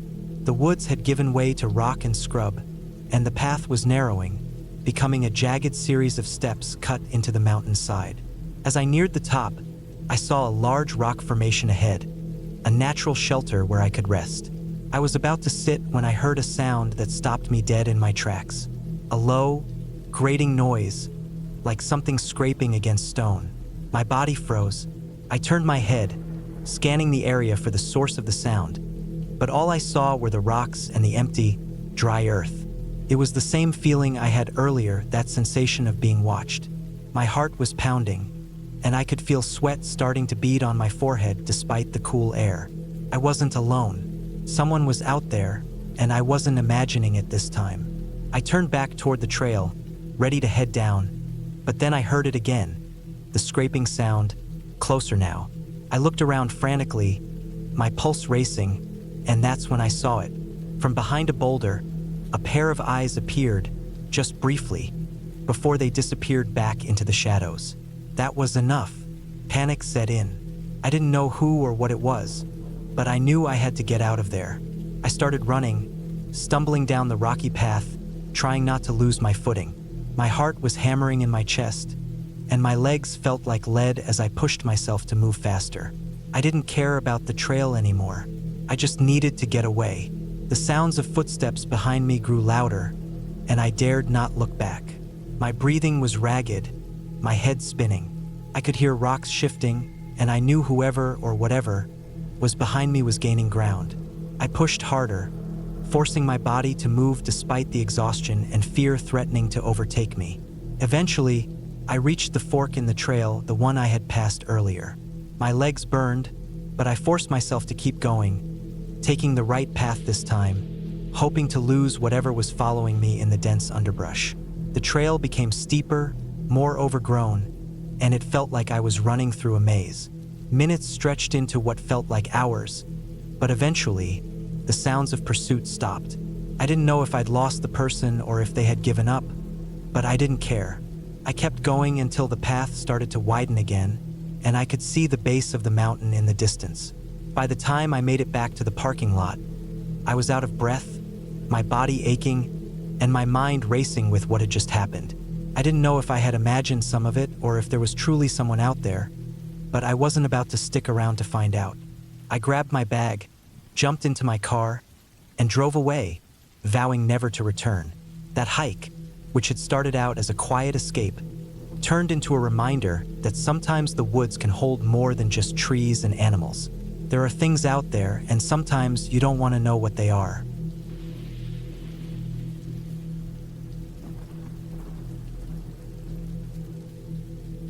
It was supposed to be a simple 3-day hike through the ridge country of southern Utah. I had planned it out for over a month. The loop started at a quiet trailhead near a small town called Boulder. I had my route laid out through a mix of marked trails and some unmaintained paths I found on old maps and GPS apps. The idea was to start high, follow a dry creek that curved along the ridge, dip down into a shallow canyon, and come back around after camping 2 nights out in the open desert. I packed light but smart, just a 1-person tent, my sleeping bag, food, first aid kit, maps, my Garmin, and more water than I thought I'd ever need. The first day was peaceful. The trailhead was empty, just how I liked it. I parked my truck in the little gravel lot off the side of the highway, signed the trail register with my name and planned route, and set off just after sunrise. The path ran through sagebrush flats first, and then started climbing gently up the edge of the ridge. There was no wind, no real sound at all except for my footsteps on the sand and occasional chirping birds overhead. I made good time. By midday, I was standing at a lookout point that gave me a view of the terrain I'd be heading into. Red rock formations, dry arroyos, clusters of pinyon pines, and nothing man-made in sight. That was what I had come out there for. The silence, the isolation, and the feeling of being completely on my own. I hiked until late afternoon and found a flat spot behind some scrubby junipers to set up camp. The air was cooling fast as the sun dropped behind the ridge, so I made a quick dinner from a dehydrated meal pack and some trail mix, then crawled into my tent. I laid there a long time just listening. It was so quiet that even my own breathing felt loud. No wind, no night animals calling, no far-off engines or planes. Nothing. It was the kind of quiet that makes your ears ring. Eventually, I drifted off. I woke up early the next day, just as the first light was creeping across the sky. I didn't waste much time. I packed up my gear, ate a protein bar, and headed south into the unmaintained section of my loop. This part wasn't officially marked anymore, but there were faint signs of an old trail. Occasional cairns, flattened grass, some boot prints that looked a few weeks old. I kept my GPS handy and followed along the route I had downloaded. Everything was going fine. It was hard work, hot sun, no shade, and the constant uphill and downhill of uneven ground, but it felt good. I passed a dry creek bed that I followed for about 2 miles, weaving between sandstone walls and scattered boulders. Around noon, I stopped under a small rock ledge to eat and rest. The trouble started after that. The trail was supposed to climb up and over a low saddle between 2 rocky outcrops. I made the climb, but when I got to the top, the path disappeared completely. My GPS showed I was still on track, but there was no sign of any trail on the ground. No cairns, no worn rock, nothing. I figured maybe the path had eroded or shifted over time. I trusted my GPS and started making my way down the other side of the saddle into a wide, sloping gully filled with loose rock and scrub. It was slow going. Every step sent gravel sliding out from under my boots. I had to use my hands a few times to scramble down some steeper spots. I kept checking the GPS, and it kept saying I was fine. But something didn't feel right. The gully was deeper and longer than I expected. The slope went on, and the farther I dropped down, the less I recognized. I told myself it was just a detour, maybe a reroute that wasn't updated on the map. But I was starting to feel uneasy. The walls of the gully closed in tighter the farther I went, like a funnel. It was subtle at first, but by the time I realized how steep and narrow it was getting, it was too late to turn around without climbing all the way back up that loose slope. I figured I'd keep going forward and try to reconnect with the trail further down. The walls got steeper, turning into real canyon walls, maybe 15 or 20 feet high. The floor of the gully flattened out some, but now I was stuck walking between these rock walls. It was shady and cool, which helped, but I had this heavy feeling in my gut that I couldn't shake. Something about being in that narrow slot, alone, with no signal and no way to climb out unless I backtracked for hours. It didn't sit right. Then I saw the first animal carcass. It was just off to the side, half covered in sand and rockfall. Some kind of small deer or antelope. It was old, just bones and bits of dried hide left, but something about the way it was crumpled up against the canyon wall looked wrong, like it had fallen from above or had been shoved there. I took a few pictures with my phone, marked the spot on my GPS just in case, and kept going. But once you see something like that, you start noticing everything else more. The smell of dried blood, hair stuck to rocks, another set of bones not far ahead, this one maybe a coyote. It didn't make sense. This many dead animals in one stretch. I started to wonder if maybe something used this gully to hunt. But what would do that? There were no big predators left in the area, supposedly. No bears, no cougars, just foxes and maybe the occasional coyote pack. But those wouldn't explain the condition of the bones I was seeing. Some were snapped clean in half. Others were scattered like they'd been dragged. I moved faster. The gully curved sharply, then dropped into a deeper pit where rainwater had carved out a narrow chute. It was only about 10 feet down, but steep and slick. I hesitated, looked back up the way I came, and realized climbing back wasn't going to happen. The slope was too loose and I was already too far down. So I slid down into the chute and kept going. The air got cooler and damper. The sun was gone now, blocked by the high canyon walls. I was starting to panic a little. I checked the GPS again. I was completely off the planned route. Somehow, I had wandered almost a full mile south of where I should have been. I tried to figure out how, but it didn't matter. What mattered was that I was off course, stuck in a canyon I didn't recognize, and probably 5 hours away from the nearest real trail. I told myself to stay calm. I still had plenty of water, some food, and my emergency beacon if things got really bad. I just had to find a way out of the canyon and reorient myself. I walked for another half hour. The floor of the canyon got wetter, then suddenly turned into thick, sticky mud. I nearly lost my boot in it. I had to use my trekking poles to keep from falling. I was moving slower now, carefully watching every step. Then I saw the boot. It was half buried in the mud, maybe 20 feet ahead.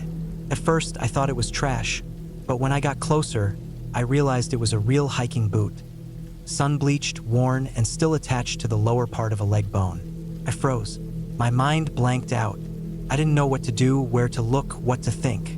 There was a human leg in a boot, sticking out of the mud. I scanned the area. More bones. A torn piece of synthetic fabric, like from a backpack or tent. A cracked water bottle, bone dry, and a faint drag mark leading from the wall of the canyon toward where the boot was. I turned around and started walking fast, back the way I came, even if it meant climbing out. But when I reached the slick chute I had slid down earlier, I realized I couldn't climb it. The walls were too smooth, the ground too loose. I tried. I really tried. I got maybe halfway up before sliding all the way back down. I scraped my hands raw. I ripped my pants on a sharp rock. And when I sat there at the bottom, gasping and shaking, I realized I was trapped in the canyon unless I could find another way out. That night, I didn't set up my tent. There wasn't space. I just laid my sleeping bag on the driest patch of ground I could find and tried to stay awake. I kept thinking I heard things. Stones shifting, water dripping, something moving behind me, but it was so dark I couldn't see anything. I held my trekking pole like a weapon and kept the emergency beacon in my other hand. I didn't press it. I kept telling myself I could get out in the morning. When the sun finally reached the canyon floor the next morning, I was already walking. I kept heading forward. I figured the canyon had to open up somewhere. Couldn't stay this narrow forever. Didn't. Around mid-morning, the walls started pulling apart, and I found myself in a wider wash, still surrounded by cliffs but with room to breathe. I took a break, checked my GPS again, and found I was almost 3 miles from where I was supposed to be. I was sore, dehydrated, and filthy, but at least now I could try to reconnect with my loop. That's when I heard the engine. It was faint, but it was real. I scrambled up the side of the wash to a higher spot and scanned the horizon. In the distance, maybe a mile away, I saw a thin line of dust, like from an ATV or dirt bike. I waved, shouted, even though I knew they couldn't hear me. But I had a signal, 1 bar, just enough to drop a pin and send a message. 2 hours later, I was picked up by a local ranch hand who'd been out checking fences. He took one look at me and handed me a bottle of water. He didn't ask questions, just got me in the truck and drove me back to my trailhead. I reported what I found in the canyon, gave the GPS coordinates of the boot and bones.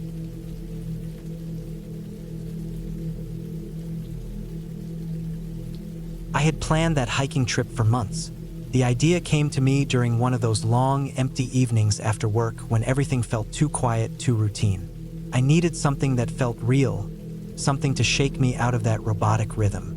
So I picked a remote trail in the mountains of northern Idaho, somewhere I hadn't been before, but that had good reviews online. It was supposed to be a multi-day hike, 3 nights out, around 45 miles total, with decent elevation gain and a couple stream crossings. Sounded perfect. Challenging but not dangerous.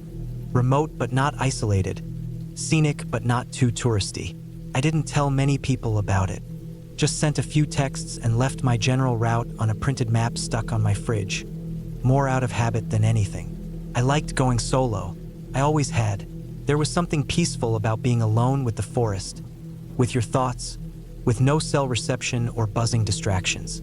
The drive to the trailhead was long, almost 7 hours from where I lived, and half of that was on winding, poorly maintained forest roads where you couldn't go more than 25 without risking your suspension. I reached the small parking lot around mid-afternoon, locked my truck, and set off. The sky was overcast, but the forecast had only called for light rain, so I wasn't worried. I had enough food, gear, and supplies for 4 days, with an extra day's worth just in case. My pack was heavy, but I was used to it. I took one last look at the truck, double-checked that everything was secure, and started walking. The first day was easy. I followed the trail as it gradually climbed through dense pine and spruce forests. I passed a few clearings, a small lake, and a rusted old trail marker half swallowed by moss. It looked like it hadn't been touched in decades. I set up camp near a stream and cooked dinner on my small propane stove. I listened to the water and the wind, and for the first time in months, my brain actually felt quiet. I slept early and deeply, the cold air biting at the tip of my nose inside the tent. The second day was more tiring. The trail became steeper and more overgrown. Parts of it looked like they hadn't been maintained in years.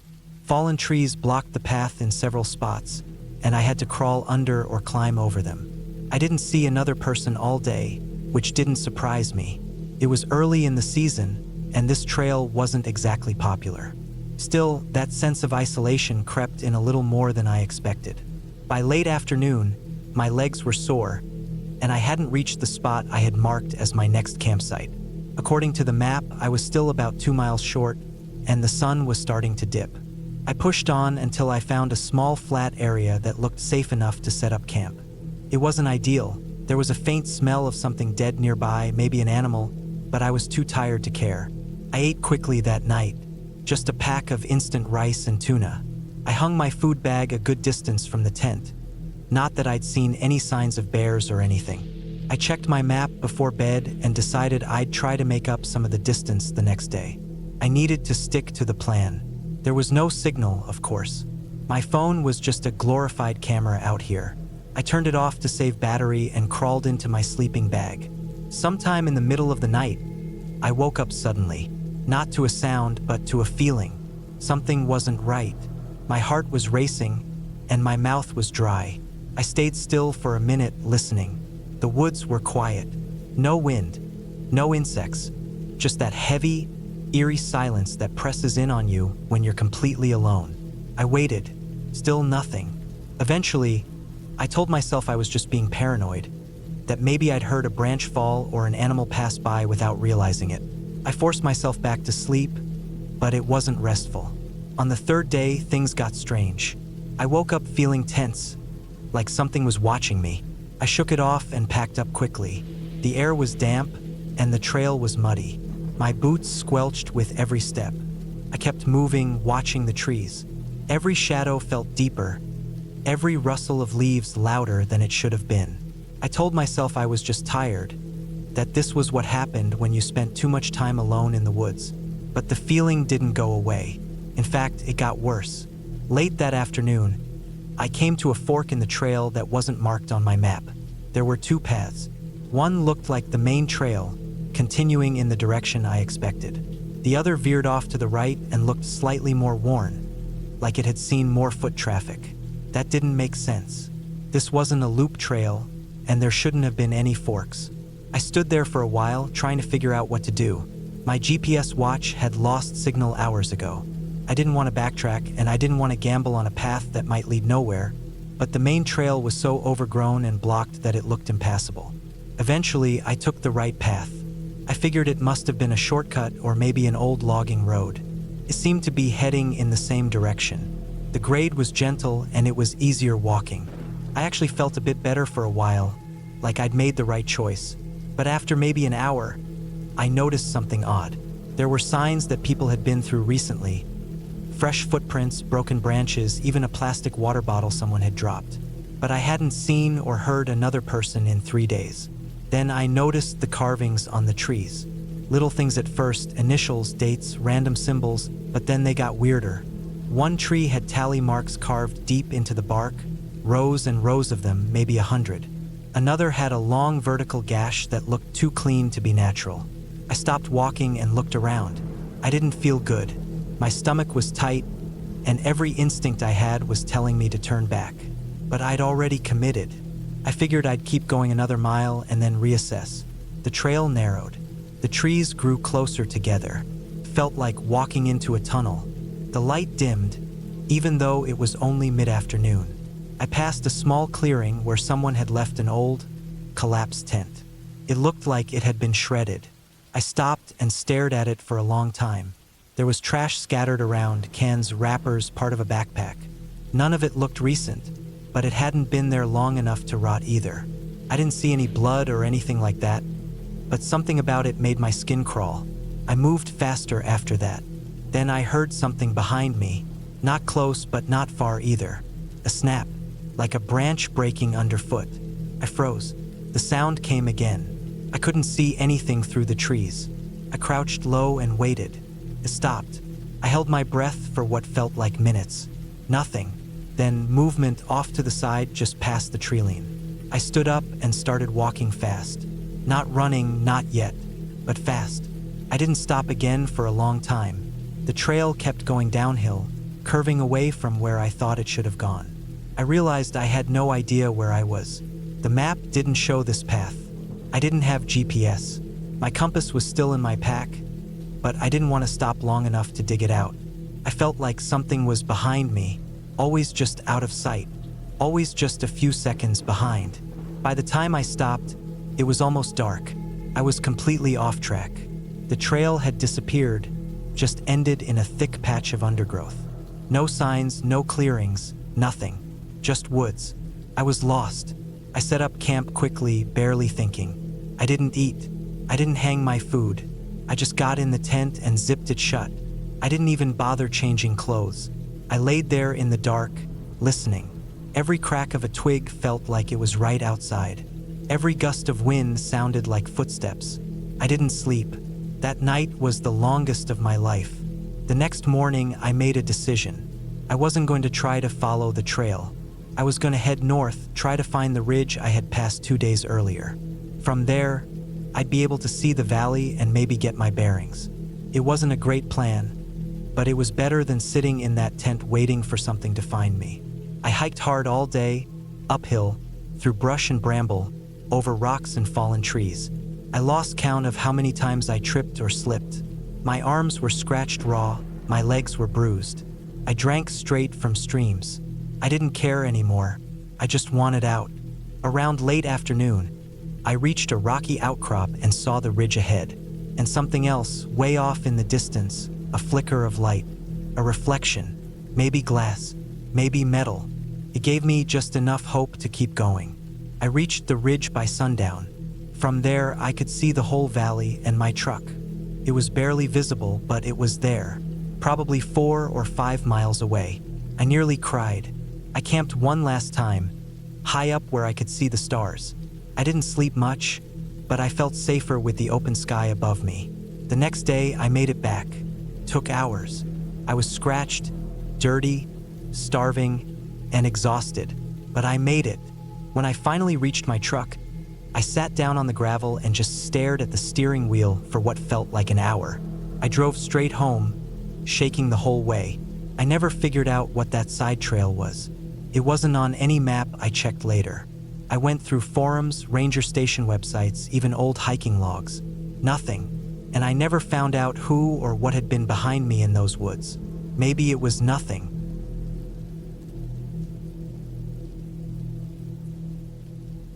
I had always been an avid hiker. There was something about the solitude of the forest that calmed me. Something that let me leave behind the noise of everyday life. It wasn't about the challenge or the views, though I appreciated both. It was the quiet, the deep, enveloping silence that only the wilderness could provide.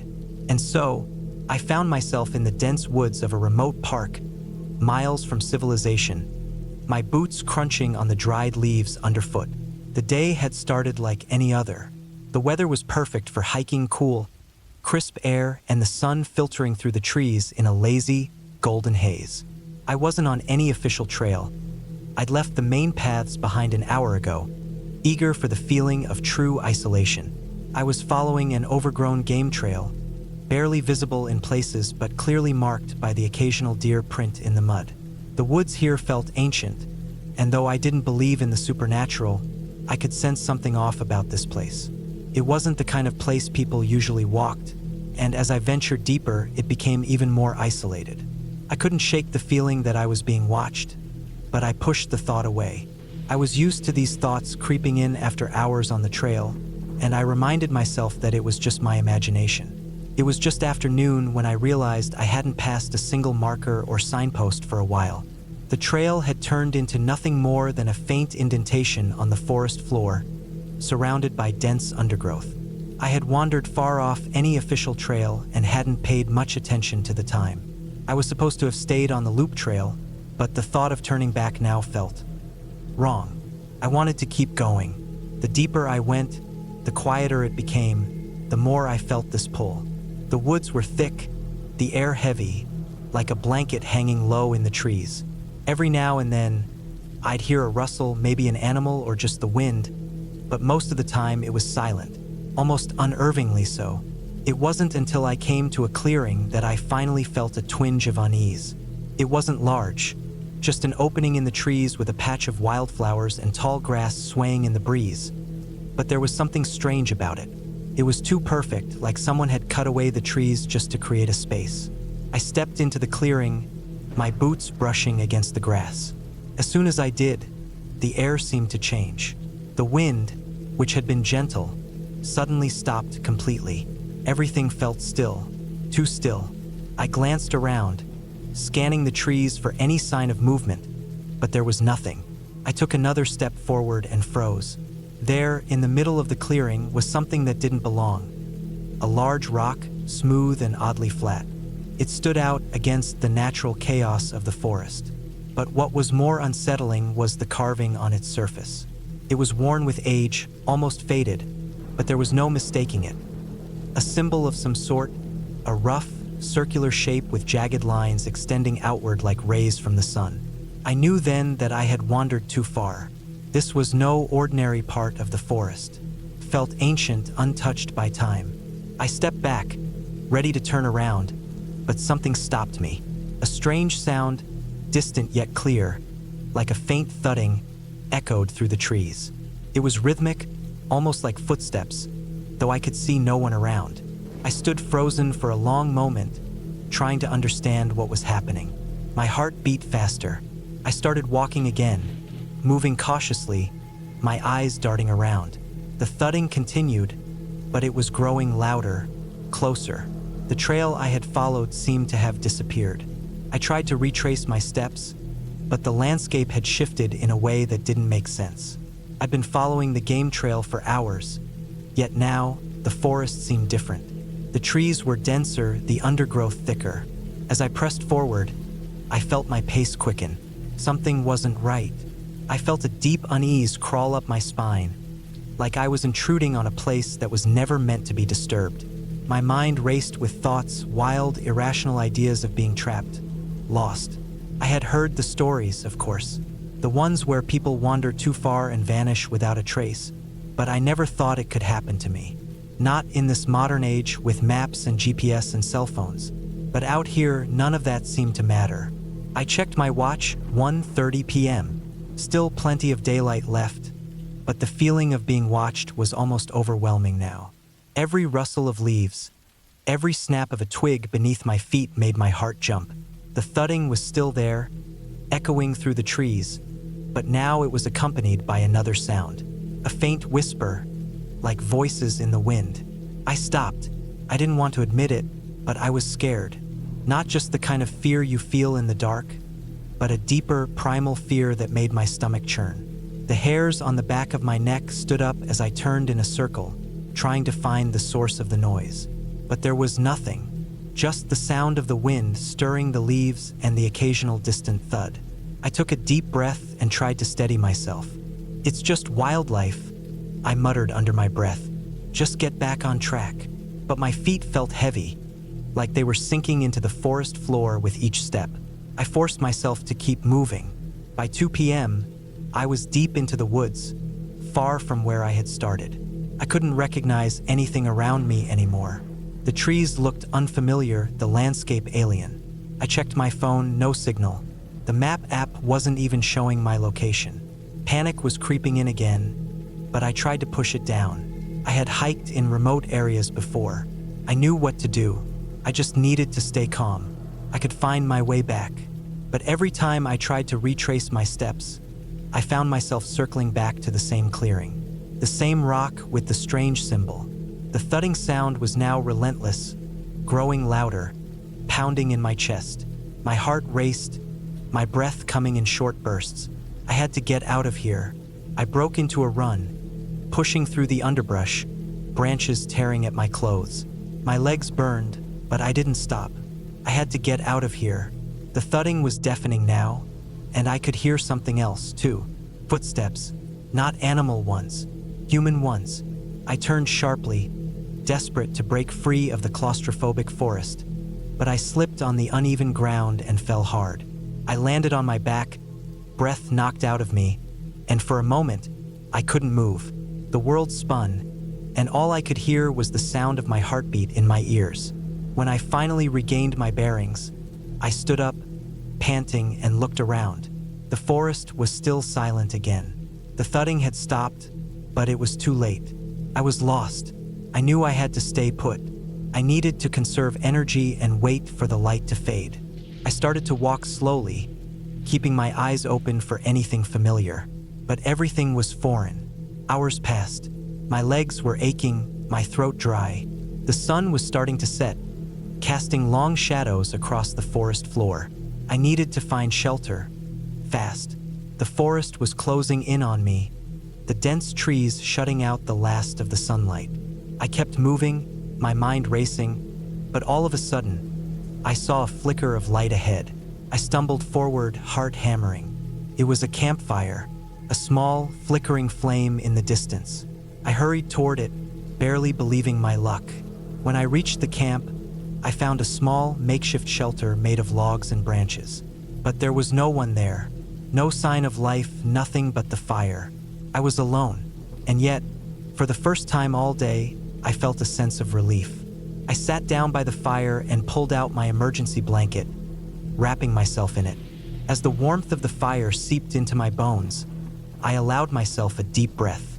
The night was long, but when morning came, I was still there.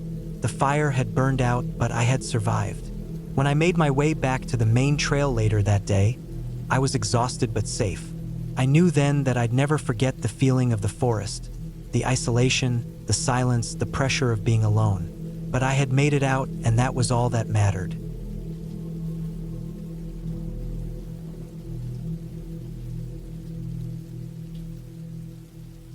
I'd been planning a solo hiking trip for a few weeks.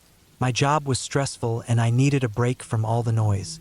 I chose a trail deep in northern Wyoming, not far from the Montana border. It wasn't a popular place like Yellowstone or Glacier. It was more remote. Fewer people meant more peace. That's what I told myself. I left on a Friday morning in early September. The weather was perfect, cool and crisp, with no signs of rain. I packed carefully. My backpack held food for 4 days, a lightweight tent, a sleeping bag, maps, a GPS, bear spray, a water filter, a small stove, and a first aid kit. My boots were already broken in. I trained for this by doing smaller hikes over the past 2 months. The drive out there was quiet. I didn't pass many cars once I left the main road. The dirt road that led to the trailhead was rough and slow. It took almost an hour to go 10 miles. There was no one else parked at the small clearing that served as the lot. I didn't think much of it. The first day of hiking was peaceful. The trail followed a shallow river, climbing slowly through pine forests. The smell of pine needles and damp earth was calming. I saw a few deer, some birds, and what I thought were fresh elk tracks. The only sound was the wind in the trees and the crunch of my boots. I hiked about 10 miles before setting up camp in a small clearing beside the river. The spot was flat, dry, and had a few logs I could sit on.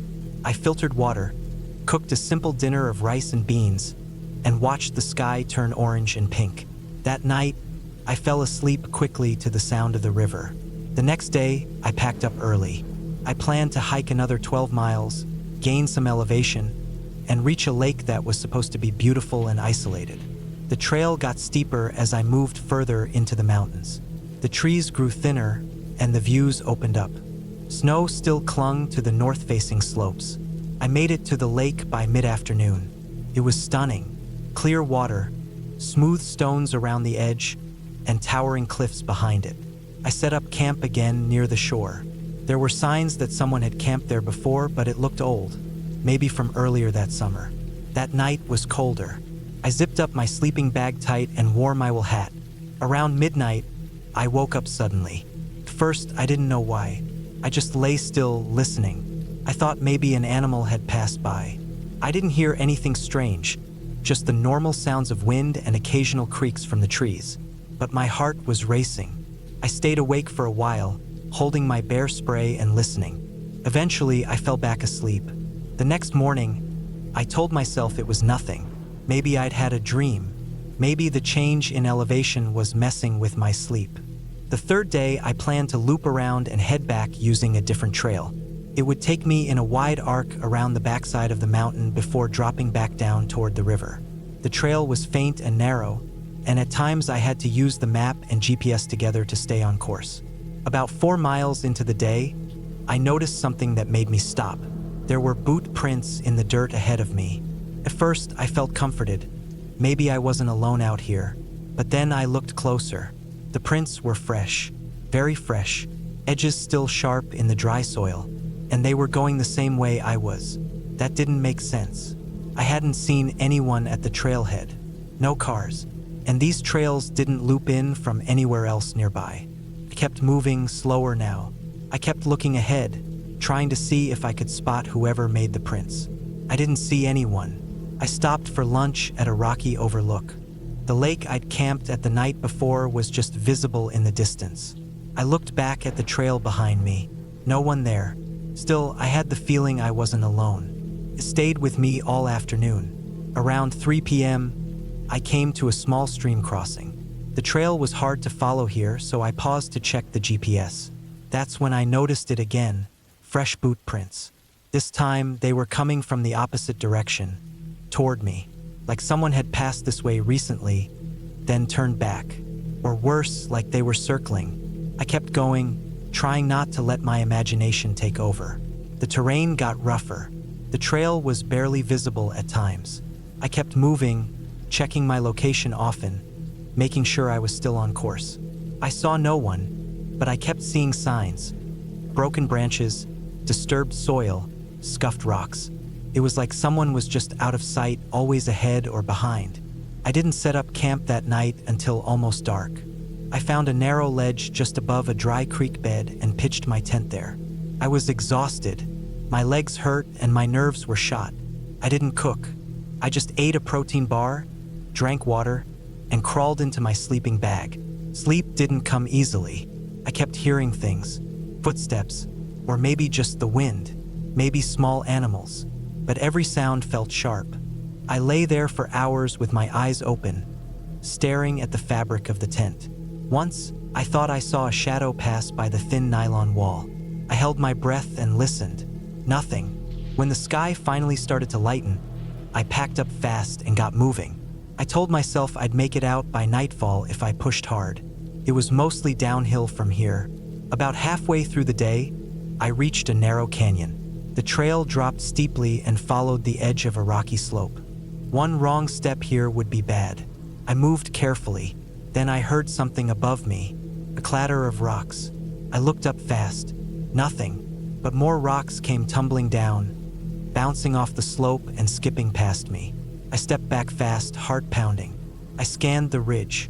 Still nothing. Could have been a goat or a deer. Or not. I kept moving faster now. My legs were tired, and my pack felt heavier than ever. Every few minutes, I looked back. The trail behind me stayed empty. Finally, I reached the edge of the forest again. The trail widened. The air felt thicker, warmer. The river was close. I pushed on. I hadn't eaten much, and my stomach hurt, but I didn't want to stop. A few miles from the car, I saw something that stopped me cold. On the side of the trail, tucked behind a tree, was a torn piece of cloth. Dark green, like part of a jacket. Freshly torn, edges clean. I didn't touch it. I walked faster. The last stretch felt like the longest hike of my life. My feet throbbed. My back ached.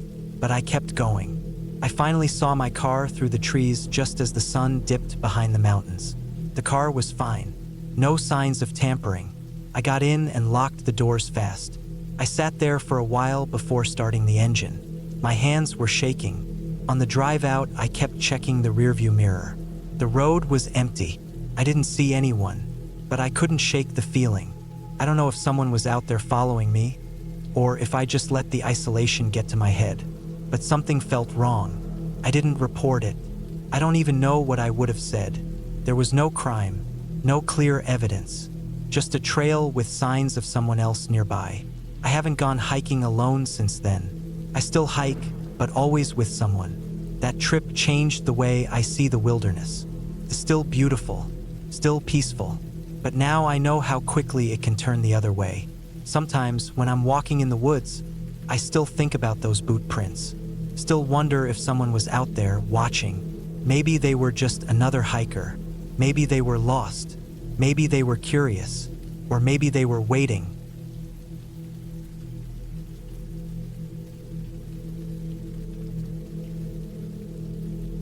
I've always loved hiking. There's something about the solitude of the woods, the feel of rough trails beneath your boots, the sounds of wind rustling through trees, and the scent of damp earth and pine needles in the air. Clears my mind, makes everything else seem distant. Most days it feels like I'm at peace. But that day, in those woods, peace was the last thing I'd find. It was a Friday afternoon when I decided to go for a hike. I had the whole weekend free, and the weather had finally decided to cooperate. Sunny, with a cool breeze that carried the promise of autumn. The trail I chose was one I'd done before, a familiar loop near the edge of the national forest, a place I knew well, the kind of place where you don't expect anything to go wrong. I'd hiked this trail so many times that I could almost do it blindfolded, but something about this trip felt different. I packed my usual gear, backpack, water bottle, a couple of snacks, and my trusty knife. Nothing too fancy, just the essentials. I made sure to wear sturdy boots and a light jacket, since the weather could change without warning this time of year. The trailhead was about 45 minutes from my house, and by the time I parked my car and stepped out, the air had a crisp bite to it, a reminder that the seasons were shifting. There wasn't anyone else around, which didn't surprise me. This particular trail was a bit out of the way, and most people stuck to the easier, more popular routes. As I began my hike, I was immediately struck by how quiet it was. Usually, there's some wildlife activity, birds chirping, squirrels chattering, maybe even the rustling of deer in the distance. But today, nothing. It was almost unnerving how still everything was. I pushed the thought from my mind, telling myself it was just the time of day, or maybe the air pressure. But deep down, I couldn't shake the sense that something wasn't right. The trail started off easy enough, winding through tall trees and over a soft, pine needle-covered path. It was peaceful at first, just the sound of my boots crunching the ground and the occasional rustle of the trees swaying in the wind. I could feel my heart rate slow as I fell into the rhythm of hiking, each step bringing me deeper into the woods. The further I went, the less familiar the surroundings became. The trail veered off slightly, cutting through a small creek that was low due to the dry summer, leaving rocks exposed in the water like scattered bones. It was here, at the creek crossing, that I noticed something odd. There was a mark on one of the large rocks, scratches like something had dragged across it. I knelt down for a closer look. The scratches were jagged, almost as though something had been scraped violently across the surface. It didn't make sense. The creek was too shallow for anything big to have crossed it, and I couldn't think of anything that would leave marks like that. It was probably just a fallen branch caught in the current, I told myself, though the thought of it still made me uneasy. I shook it off, stood up, and continued on. The trail started to climb a bit, becoming steeper and more rugged. My legs burned with the effort, but the challenge was what I enjoyed about it. As I reached the top of the hill, I took a moment to look out over the forest. The view was stunning. The trees stretched for miles, the ground dotted with patches of golden light from the afternoon sun. For a few minutes, I stood there, just breathing in the beauty of it all, before continuing my journey. The next section of the trail was through a dense thicket, the branches of the trees so thick above that it felt almost twilight in the middle of the day. The air grew cooler, and the sounds of the woods seemed muffled. My pace slowed as I entered this part of the trail, and it was then that I heard it. A faint sound, distant at first, but unmistakable once I focused.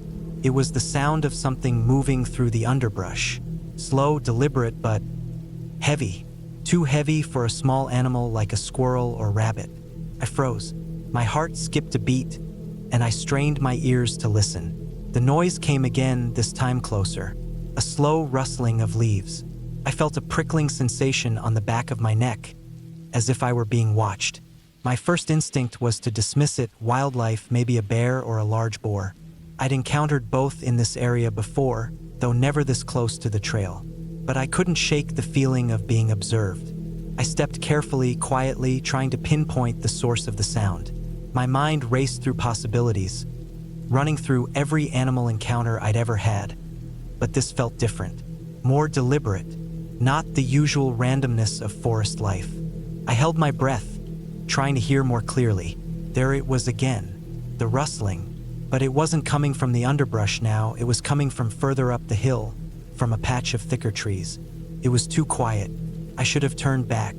Logic told me to retrace my steps, head back to the trailhead where I knew I would be safe. But something in me pushed that thought aside. Maybe I was being paranoid. It was probably nothing.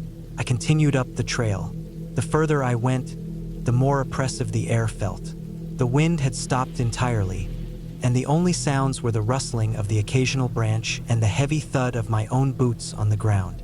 I started looking around more carefully now, scanning the tree line, the underbrush, the space between the trunks. I wasn't sure what I was expecting to find, just something off, something wrong. And then I found it. In a clearing up ahead, I saw something strange. A pile of sticks and branches, neatly arranged in a circular shape. It didn't look like any natural formation I had ever seen. It was too intentional, too symmetrical. My stomach tightened. I approached cautiously, every nerve in my body on high alert. As I got closer, I could see it more clearly. The pile of branches was arranged in a way that made it look almost like a small shelter or hut. But it was the kind of shelter someone would build out of desperation, not for comfort. There were strange markings carved into the branches. Symbols, not anything I recognized, but they were enough to make my pulse quicken. Whoever had built this had left something behind, something unnatural. I stood there for a long moment, unsure of what to do. Every part of me screamed to leave, but something kept me rooted to the spot. It was like I was drawn to it, unable to look away. I had to know what it meant. I reached out, touching one of the symbols. As soon as my fingers brushed against the rough bark, a sharp snap echoed from the woods, like a twig breaking underfoot. My heart slammed against my chest, and I spun around, searching the trees. There was nothing, just the dense forest, silent and still.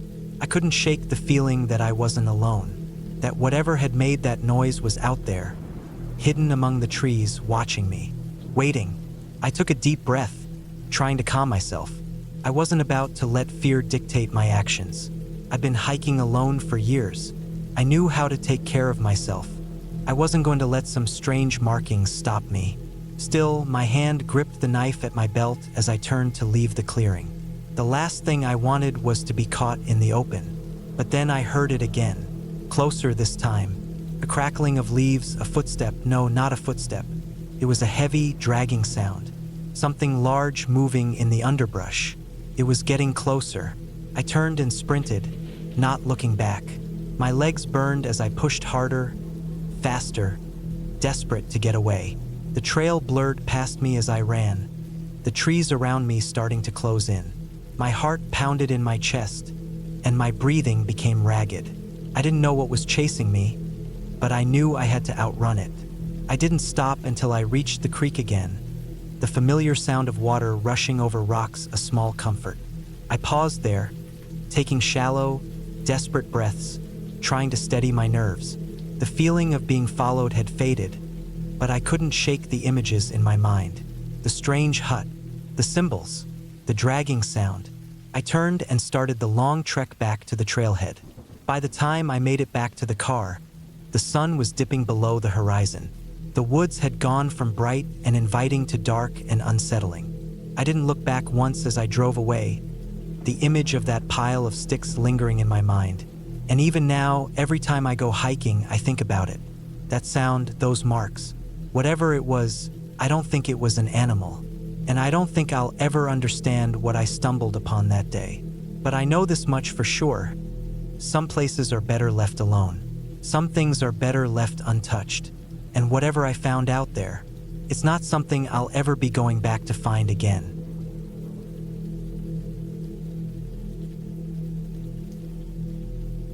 It was late September when I finally took the time off work and decided to head into the mountains. I'd been planning the trip for months.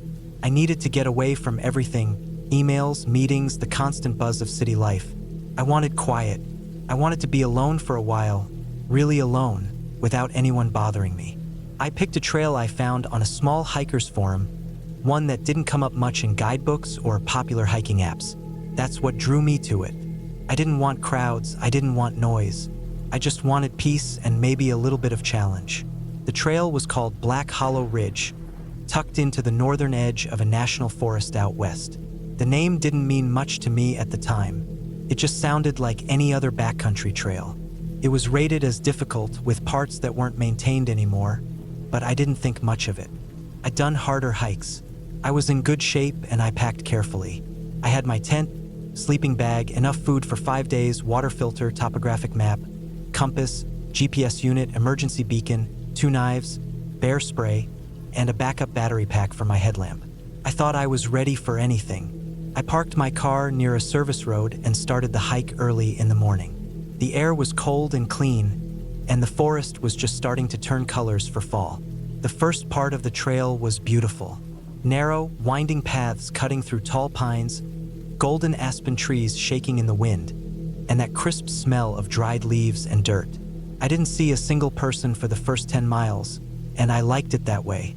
The trail was steep in places but manageable.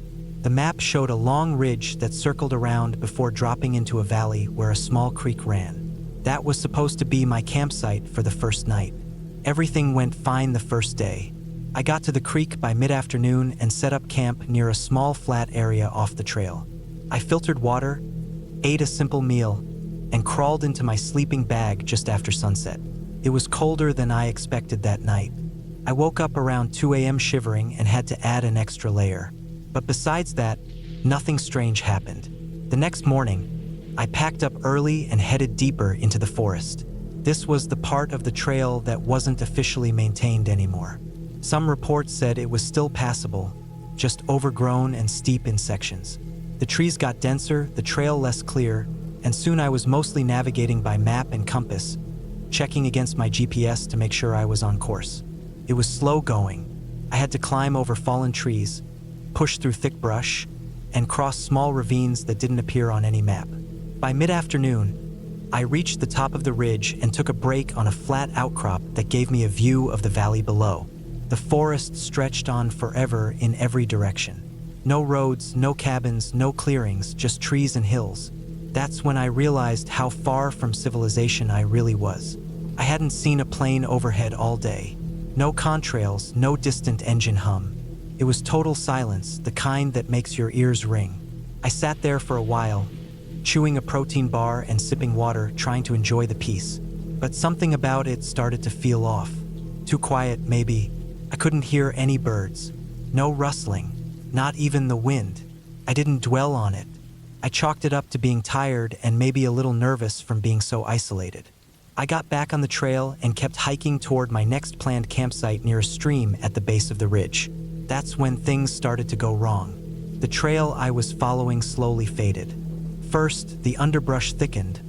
Then the path narrowed until it was barely visible. I checked my GPS. I was still on track, but the terrain didn't match what I expected. I should have been descending more steeply, but instead, I was weaving back and forth across shallow hills. I figured I must have gotten turned around slightly, so I stopped, pulled out my compass and map, and recalibrated. I adjusted my heading and started walking again, bushwhacking through thick ferns and low-hanging branches. After another hour, I realized I wasn't getting closer to the stream. I should have heard it by now. I should have been descending more quickly. I checked the GPS again. The screen showed me as being about a mile west of the trail I was supposed to be on. That didn't make sense. I'd been checking regularly, and there weren't any obvious turns or forks. I decided to cut directly east, back toward where the trail was marked on my map. I pushed through the forest in a straight line, using the compass to stay on course. That's when I saw the first sign that something was really wrong. I found a rusted piece of metal lying in the dirt. It looked like part of an old camping stove, half buried and weathered by time. That wouldn't have been unusual except for the fact that there weren't supposed to be any campsites in this area. This was far from any marked rest areas, and the Forest Service didn't list any history of settlements here. I looked around and found other scattered items. A broken boot sole, an old, rotted pack strap, pieces of plastic and canvas tangled in the roots of a tree. All looked like they'd been here for years. I didn't like it. The air felt different there, heavier. It was getting late, so I kept moving, but I felt a growing sense of unease. I finally reached a clearing just before dusk and decided to make camp. I was too tired to keep going and didn't want to risk hiking in the dark, especially off-trail.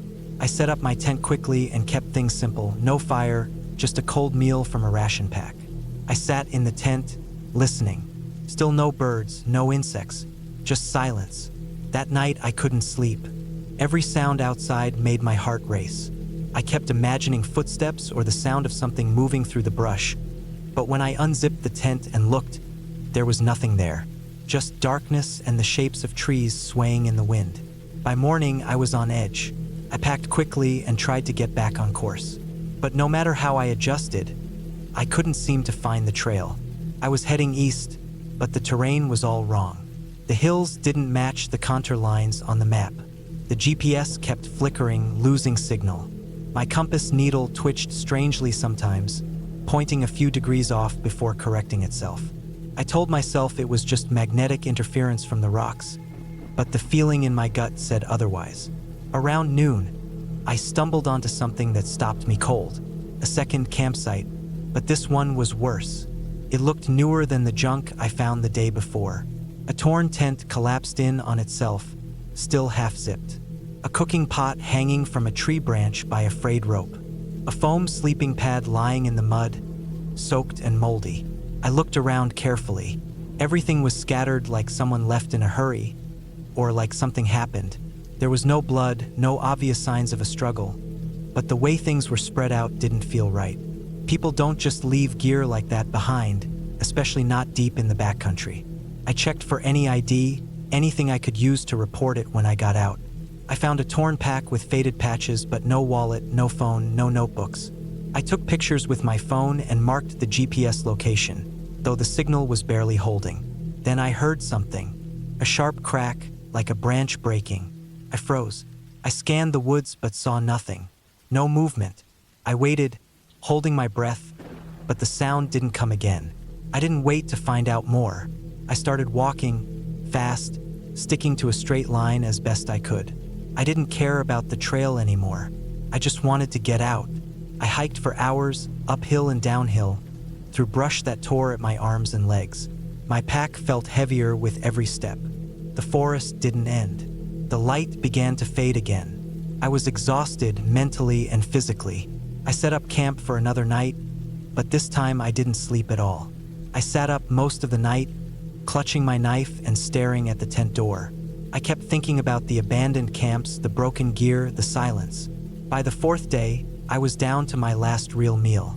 I was low on water. I tried to filter from a small pool, but it was muddy and tasted like iron. I kept pushing forward, hoping to hit a fire road or trailhead. But every time I thought I recognized a landmark, it turned out different. The forest felt like it was shifting around me. Not literally, not like some movie, but in a subtle, disorienting way. Trails didn't line up.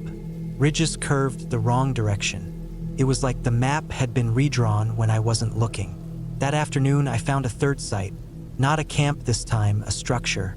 A small, rotting cabin half sunken into the earth, hidden behind a curtain of dense trees. It wasn't on any map. The wood was old, dark with age, the roof partly caved in. I approached slowly, peering through the gaps in the wall. Inside was nothing but a rusted stove, a wooden chair with a broken leg, and piles of debris.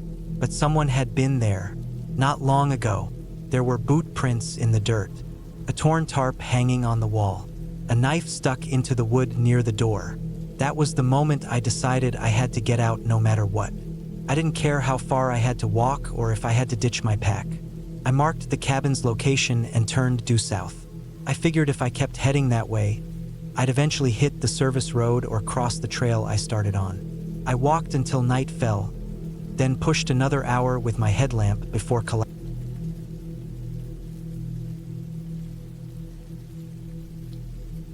I didn't know why I was out there. Maybe it was the stress from work, the long hours, the constant deadlines.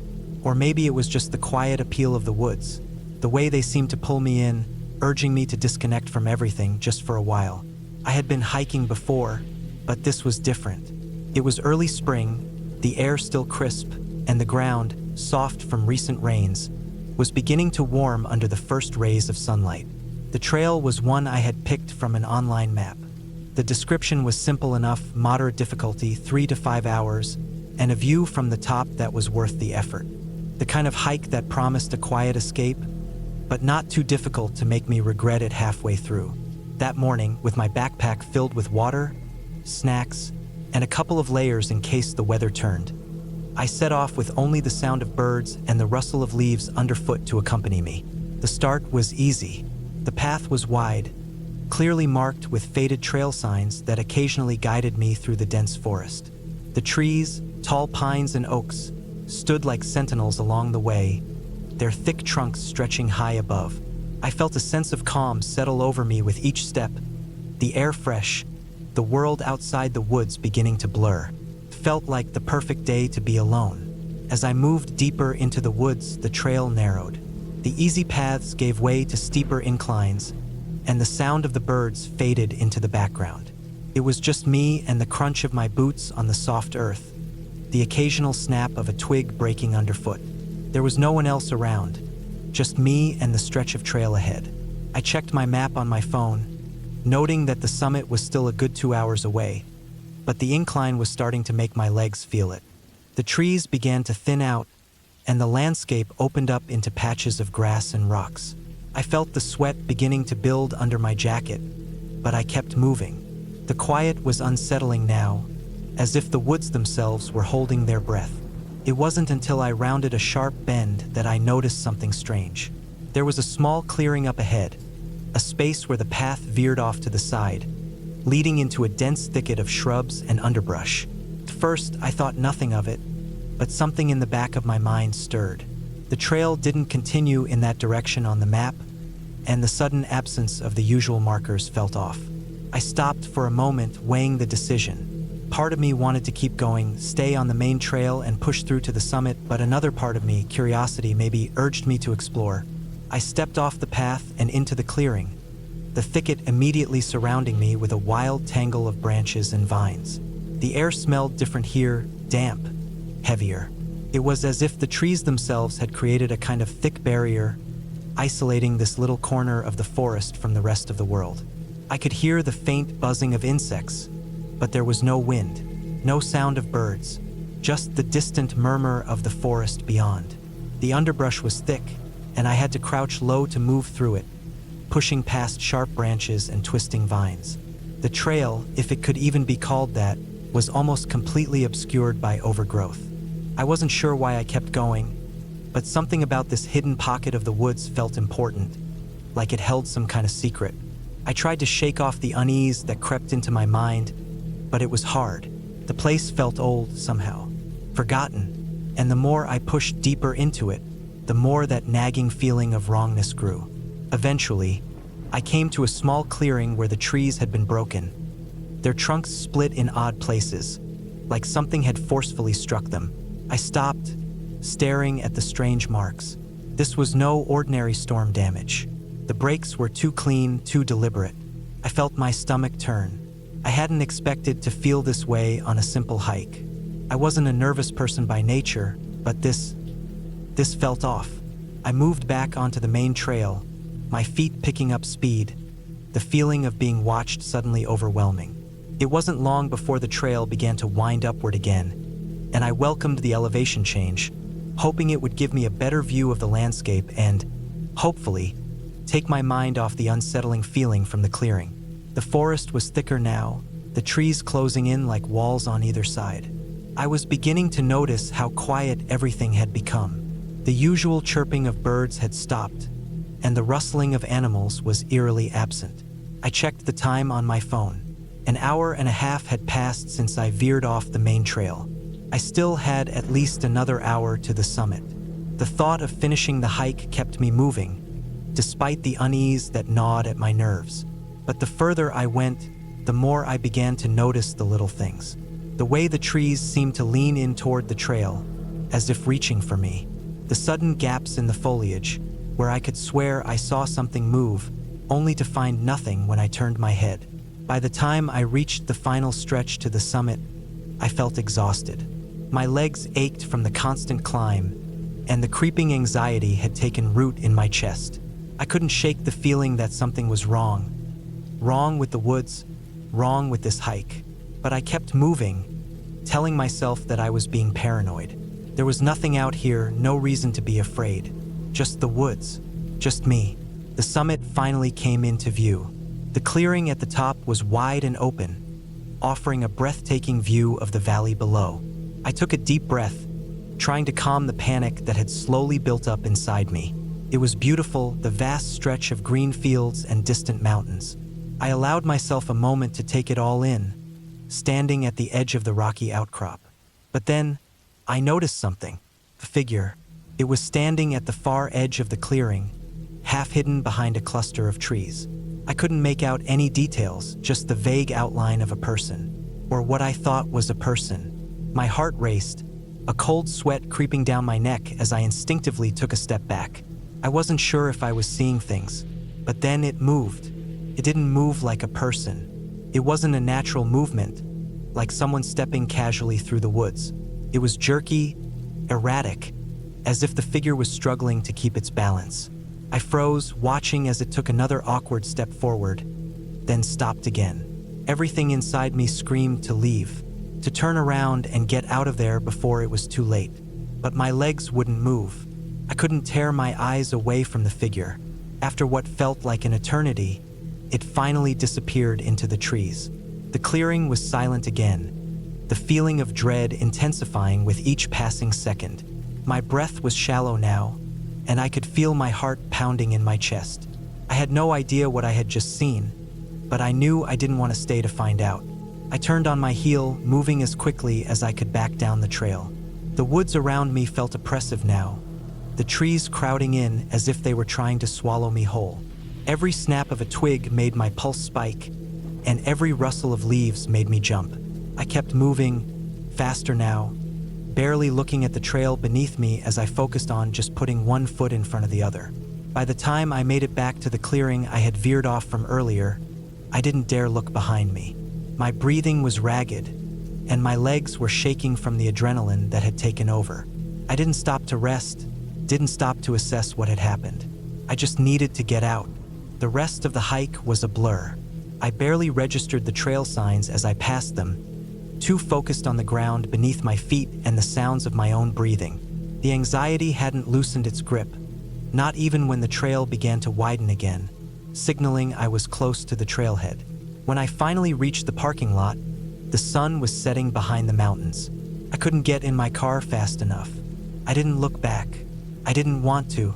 As I drove away, the tension in my shoulders slowly eased, but the feeling of being watched lingered. What had I seen up there? I still couldn't shake the image of that figure, the jerky movements, the way it seemed almost unnatural. But I couldn't explain it. I didn't want to explain it. I haven't been back to that trail since, and I don't think I ever will. Some places are best left unexplored. The woods may seem inviting from a distance, but there are things in them that don't want to be found. I learned that the hard way.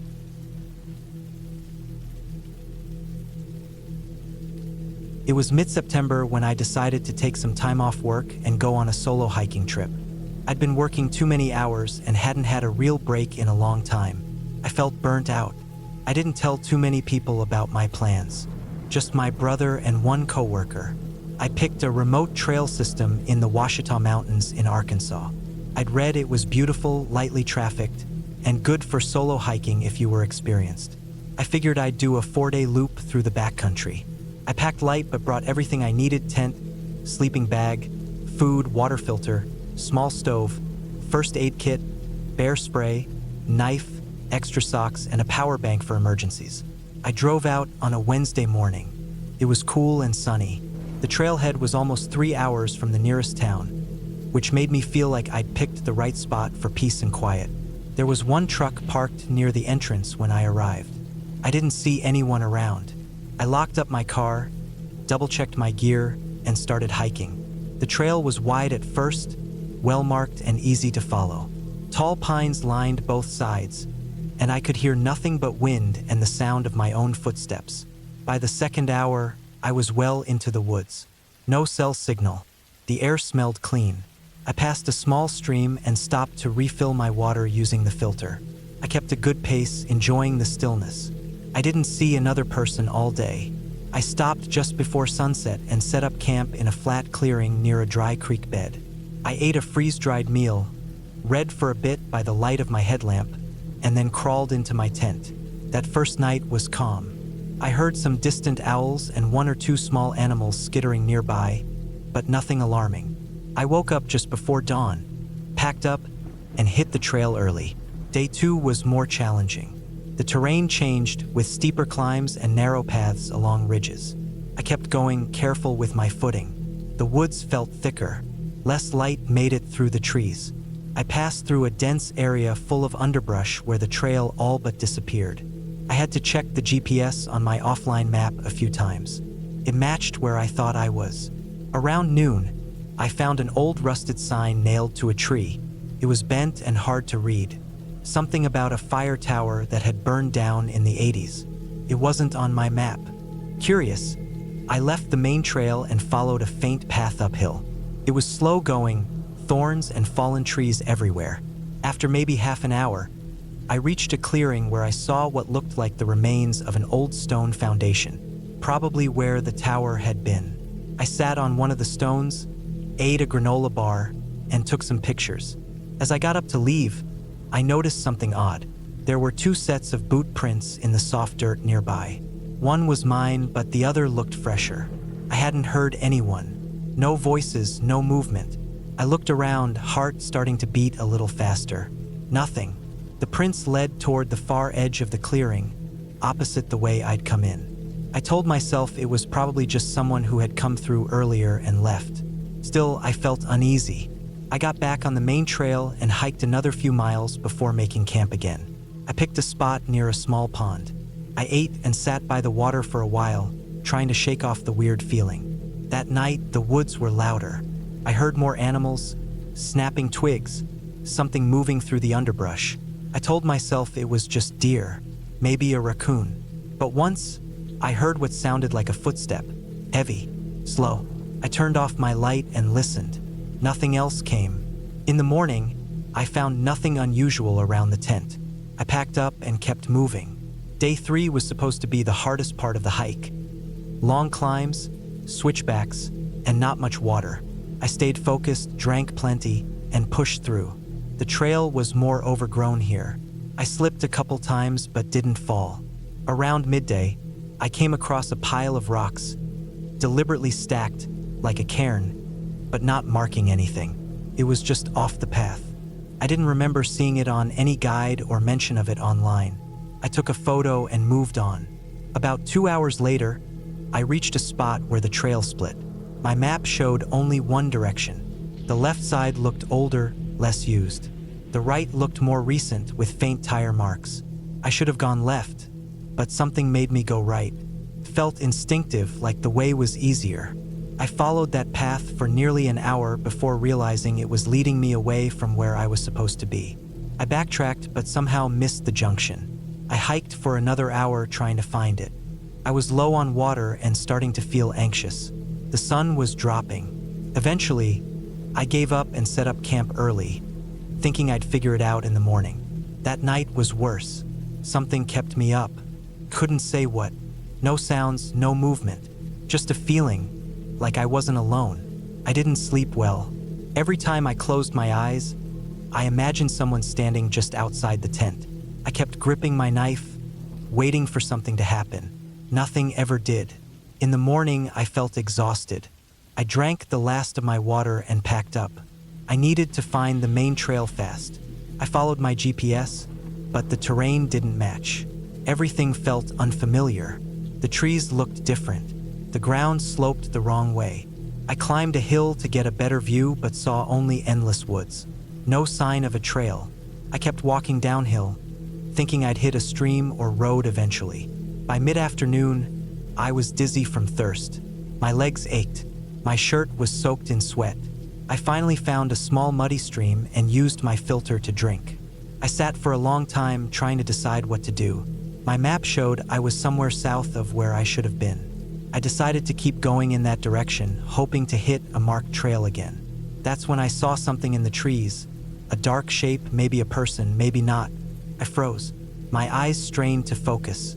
It moved, just slightly, then vanished behind a tree. I didn't call out.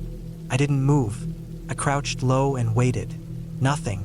After a minute, I slowly started walking again, knife in hand. Over the next hour, I kept catching movement ahead of me, always just far enough away that I couldn't see clearly. Could have been a person. Could have been an animal. I didn't know. I just knew I wasn't alone anymore.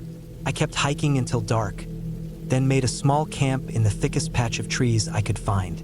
I didn't light a fire. I didn't even unroll my sleeping bag. I just sat with my back to a tree, knife in my lap, staring into the dark. All night I heard things. Footsteps, branches snapping, breathing. I didn't sleep. When the sun came up, I started moving again. No food left. Half a bottle of water. I was getting desperate. Around midday, I found a set of power lines. I followed them. After an hour, they crossed a dirt road. I nearly cried when I saw it. I turned and walked along it for miles, hoping it would lead somewhere. Eventually, I saw a mailbox, then a cabin, then finally a man on a four-wheeler. I waved him down. I must have looked like hell. He gave me water, let me call my brother from his cabin, and then drove me into town. I don't know what I saw out there. Maybe nothing. Maybe someone messing with me. But I do know that if I hadn't found that road, I might not have made it out. I lost almost 10 pounds in 4 days. My skin was sunburnt. My feet were blistered. I haven't gone back since. I still hike, but only in places I know, and never alone. That trip changed something in me. It reminded me how fast things can go wrong out there, how small we are compared to the woods, and how you never really know who, if anyone, is out there with you.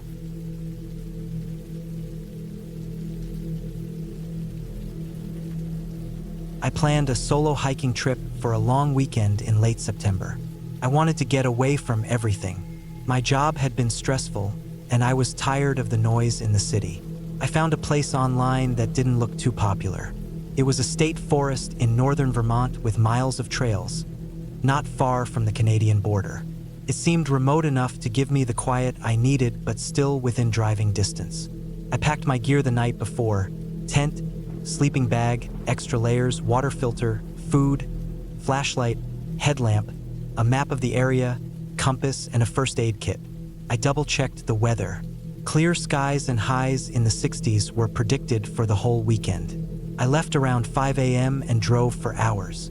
As I got closer, the roads narrowed, the cell signal dropped off, and the forests got thicker. It was everything I hoped it would be. I reached the trailhead by early afternoon. There was one other car in the lot, and it looked dusty like it had been there a while. I tightened my laces, shouldered my pack, and started hiking. The first few miles were easy. The trail was well-marked and flat. The forest was quiet except for the occasional bird or squirrel. I kept a good pace, enjoying the cool air and the way the leaves had just started to change color. Felt good to be away. By late afternoon, I found a small clearing just off the trail. There was a spot where someone had clearly camped before. Flat ground, a ring of stones for a fire. I set up my tent, gathered some dry wood, and cooked a quick dinner over my little stove. As the sun set, the temperature dropped fast. I bundled up and sat by the fire until it got dark. Then I crawled into my tent and fell asleep pretty quickly. Sometime in the night, I woke up cold. I checked my watch, 2:11 a.m. My sleeping bag was zipped, and I had layers on, but the temperature must have dropped more than I expected. I pulled on a wool hat and tried to go back to sleep. Just as I was drifting off, I heard something in the woods. A branch snapped, then another. I held my breath, listening. It wasn't close, but it wasn't far either. Probably a deer. I told myself not to worry, but I stayed awake for a while before finally dozing off again. The next morning, I made coffee and oatmeal, packed up, and kept hiking. My plan was to make it to a ridge I saw on the map, camp near there the second night, and then loop back the third day. The trail got steeper, and the trees grew closer together. I passed a few old trail markers that looked faded and chipped. I kept checking the map to make sure I was on track. Around midday, I stopped by a small stream to refill my water. I sat on a rock to rest and eat a protein bar. That's when I noticed the sound. It was faint, like a distant thumping. At first, I thought it was my heartbeat in my ears, but it didn't match my pulse. It wasn't steady either. It would come and go, 3 quick beats, then silence, then 1 or 2 more. I looked around but didn't see anything. Maybe a woodpecker, but it didn't sound like that. I brushed it off.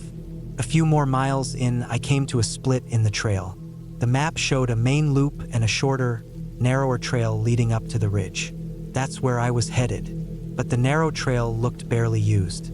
There were branches across it, and it seemed darker under the trees. I hesitated but pushed on. The ground got rougher, roots sticking out everywhere, and a thick layer of dead leaves made the footing tricky. As I climbed, I noticed there were no trail markers anymore. I had to check my compass more often to make sure I was going the right way. The forest got quieter too. Not just peaceful, more like empty. I didn't hear birds or squirrels anymore, just the wind now and then. Eventually, I reached the ridge. It was smaller than I imagined, but the view was still great. I could see miles of forest stretching out in every direction. I found a flat area with some cover and set up camp again. I didn't bother with a fire this time, too windy up there. I ate a cold meal, zipped into my tent, and tried to sleep. That night, I woke up again. This time, it was closer to 3 a.m. At first, I didn't know what woke me. Then I heard the thumping sound again. This time, it was louder and closer. 3 beats, then a pause, then 2 more. I held still, trying to figure out what direction it came from. It didn't seem to be moving, just repeating over and over. I unzipped my tent slowly and peeked out. The moon was bright enough to see a few feet around me. Nothing. I stayed like that for maybe 10 minutes, then zipped the tent and laid back down. But I couldn't sleep. The sound came and went for another hour, then stopped. The next morning, I was tired and anxious. I packed up quickly and started hiking back. I didn't want to stay another night out there. I followed the same trail down but moved faster. I still heard the thumping sound now and then, always behind me. I started looking over my shoulder more. By late afternoon, I got back to the trail junction. I took the main loop this time, not the narrow trail. It was easier to follow, but I still felt uneasy, like I wasn't alone. I kept seeing things out of the corner of my eye, shadows moving between trees, but when I turned, nothing was there. I hiked until almost sunset, then set up camp near a small hill. I was too tired to keep going. I didn't eat much, just drank some water and got into my tent. I kept the headlamp on low and laid there, listening. No thumping, no branches snapping, just the wind. At some point I fell asleep, but I woke up to a strange feeling, like the air pressure changed. It was quiet, too quiet. I listened and realized I couldn't hear the wind anymore. Then the thumping started again, louder than before, closer. This time I could feel it, like the ground was picking up tiny vibrations. I grabbed my headlamp and slipped on my boots without tying them. I unzipped the tent and stood outside, scanning the woods. The beam of my light caught movement, just a flicker, something ducking behind a tree maybe 20 feet away. My heart was pounding. I started backing up, but the light flicked again. Something moved to my left. I turned and ran. I didn't grab my bag. I didn't care. I just ran, crashing through the trees, not even on the trail anymore. I kept the light pointed ahead, trying not to trip. I didn't stop until I couldn't hear the thumping anymore. Eventually, I found the trail again. I followed it, slowly now, breathing hard, trying to calm down. I walked through the night. Around dawn, I reached the parking lot. My car was still there, so was the dusty one I saw when I arrived. I got in and drove. I didn't stop until I reached a gas station an hour away. I sat there in the car for a long time, shaking. Eventually, I went in, got a coffee, and sat at a table, trying to make sense of it. I never figured out what that sound was, or what I saw in the woods. I went back weeks later with a friend, just to get my gear. We hiked in during daylight. The tent was still there, everything untouched, no tracks, no signs of anything unusual. But I haven't gone hiking alone since, and I don't think I ever will.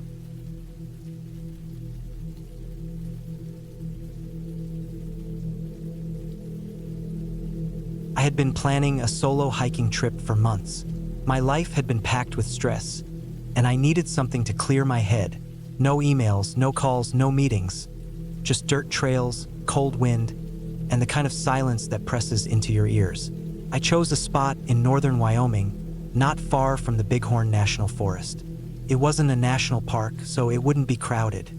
I found an area online where a few backpackers said you could hike for miles without seeing another soul. That sounded like exactly what I needed. I packed carefully. I wasn't new to hiking or backpacking. I'd been doing it since I was in college, and I was in my late 30s now. I brought a detailed topographical map, compass, GPS, water filtration system, first aid kit, extra batteries, bear spray, plenty of food, and cold weather gear. I even had a signal mirror and emergency whistle. I didn't plan on getting lost, but I didn't plan on dying if I did either. The first day went smooth. The trail started off narrow and rocky, but manageable. Pine trees flanked both sides of the trail, and the farther I got from the trailhead, the quieter it became. After a few miles, the only sound was the crunch of my boots and the occasional bird overhead. I hiked about 10 miles before setting up camp near a small stream. The water was clear and cold. I filtered enough for cooking and drinking, made a small meal, and crawled into my tent before the sun had fully dropped. I slept well that night, which wasn't always the case when I camped alone. But I felt safe, comfortable even. The cold air made my sleeping bag feel like a cocoon, and there was no wind or noise to wake me up. The next morning, I packed up and kept going. My goal was to do a big loop, about 50 miles over 5 days, and end up back at the trailhead without retracing too much of the same path. By the second day, things started to feel different. Not bad, just different. The trail was harder to follow. It thinned out in places and disappeared entirely in others. I relied more on the map and GPS than the trail markers. The trees grew thicker and darker. It felt like I had crossed an invisible line into a more remote place. I didn't see any people, no signs of other hikers, not even footprints or bike tracks, just deer scat and the occasional broken branch. I made camp that night in a small clearing on a ridge that overlooked a valley. The view was wide open. I should have felt comforted, but something about it made me uneasy. Maybe it was the lack of any lights in the distance, not even planes overhead. I ate a cold meal because I didn't feel like cooking. I lay in my tent with my flashlight on longer than usual, just staring at the nylon walls and listening for any sound. But there was nothing. On the third day, I got turned around. The trail was supposed to head northeast and then veer east again, but I ended up going too far north. I didn't realize it until I had walked a few miles off course. I had enough supplies that it wasn't a disaster, but I was frustrated. I double-checked the map and adjusted my path. But then the GPS died. I had a backup power bank, but it only worked once.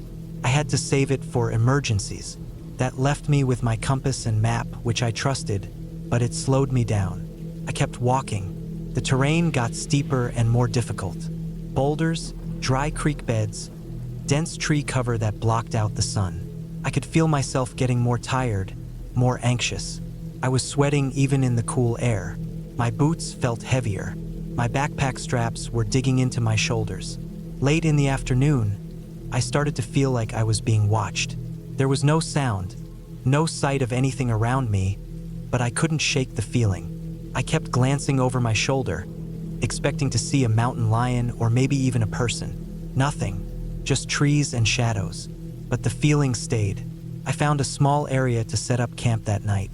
It wasn't ideal, uneven ground, lots of dry brush, but I was too tired to keep looking. I pitched my tent and didn't bother eating. I just drank some water, unrolled my sleeping bag, and lay down. I was exhausted, but I couldn't sleep.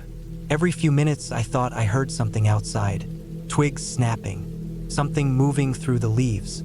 I held my bear spray in one hand and my flashlight in the other. I didn't open the tent. I didn't want to see what was out there.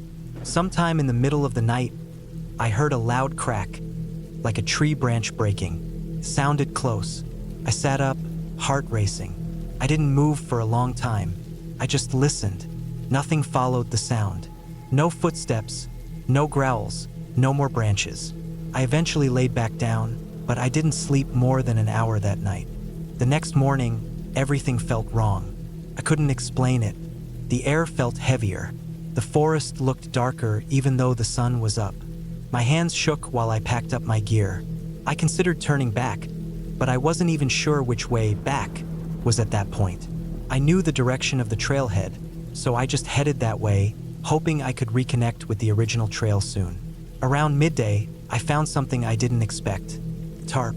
It was old, faded blue, partly covered with pine needles and dirt. I approached carefully. Beneath the tarp was a small, makeshift shelter.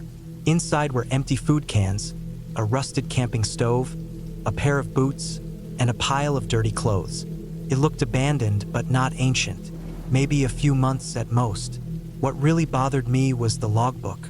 It was just a cheap spiral notebook, water-damaged and warped, but still legible. The first few pages were boring, dates, weather, a few thoughts about the trail. Then it got strange. The last dozen entries were short, panicked. Heard something again last night. Saw a man near camp, but he didn't say anything, just stared. Food is almost gone. Still won't leave. He's still out there, watching. No sleep, no food, don't know what's real. I read the final entry 3 times. He waits until I sleep. But I don't sleep anymore. I dropped the notebook and backed away. My stomach turned, and I felt dizzy. Whether it was real or some sick joke, I didn't care. I needed to get out. I started hiking faster. I didn't stop for breaks. I didn't eat. I only drank water while walking. I moved for hours until my legs shook and my feet blistered. I didn't look around. I didn't want to see anything. Every snap of a twig, every rustle of leaves made me jump. That night, I didn't set up camp. I just found a flat spot behind a rock outcrop, curled up in my sleeping bag, and tried to stay awake. But my body gave out. I fell asleep sometime after midnight. I woke up to footsteps. They weren't animals. They were slow, careful, human. I kept my eyes closed and held my breath. The steps got closer. I felt someone standing over me. Then, nothing. I must have passed out or fallen into a deep sleep. When I opened my eyes again, the sun was up. I was alone. No footprints. No sign anyone had been there. I got up, sore and barely able to walk, but I kept moving. By mid-afternoon, I saw something through the trees. A signpost. Weathered wood, half fallen over, but it was part of the main trail. I recognized it from the map. I cried when I saw it. I followed the trail for miles, exhausted and limping. I used my last bit of strength to get to the trailhead. When I reached the parking lot, I saw my truck. I climbed inside, locked the doors, and just sat there. I drove straight to the nearest town and checked into a motel. I didn't even shower. I lay on the bed and stared at the ceiling until I fell asleep. I never found out who the shelter belonged to or what happened to them. I thought about reporting it, but I didn't. I didn't want to explain the notebook or the footsteps or the fear that still clung to me. I just wanted to leave it behind. I haven't hiked alone since then. Maybe I never will again.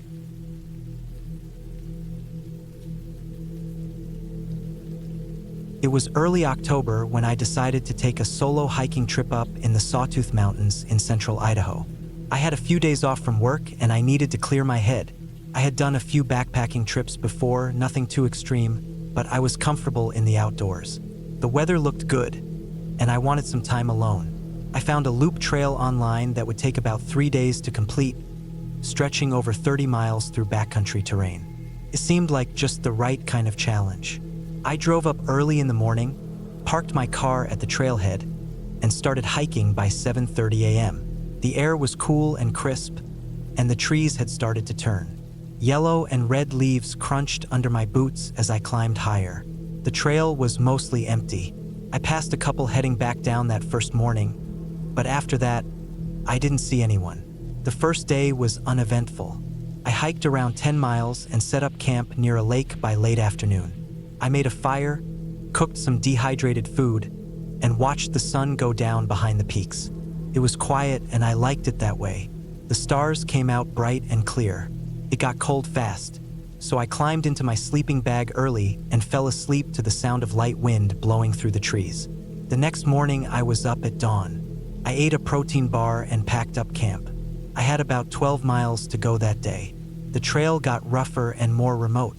It was narrower, more overgrown, and it climbed higher into the hills. I followed switchbacks through steep sections, occasionally having to stop to catch my breath.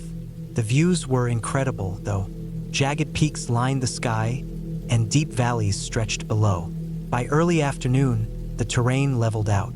I was in a high alpine meadow surrounded by tall pines and sharp ridgelines. I didn't feel uneasy, but I remember noting how quiet it was. No birds, no wind, nothing. Just the sound of my own footsteps. Around 3 p.m., I stopped to check my map. The trail split and one fork led toward a shortcut that would knock off a few miles.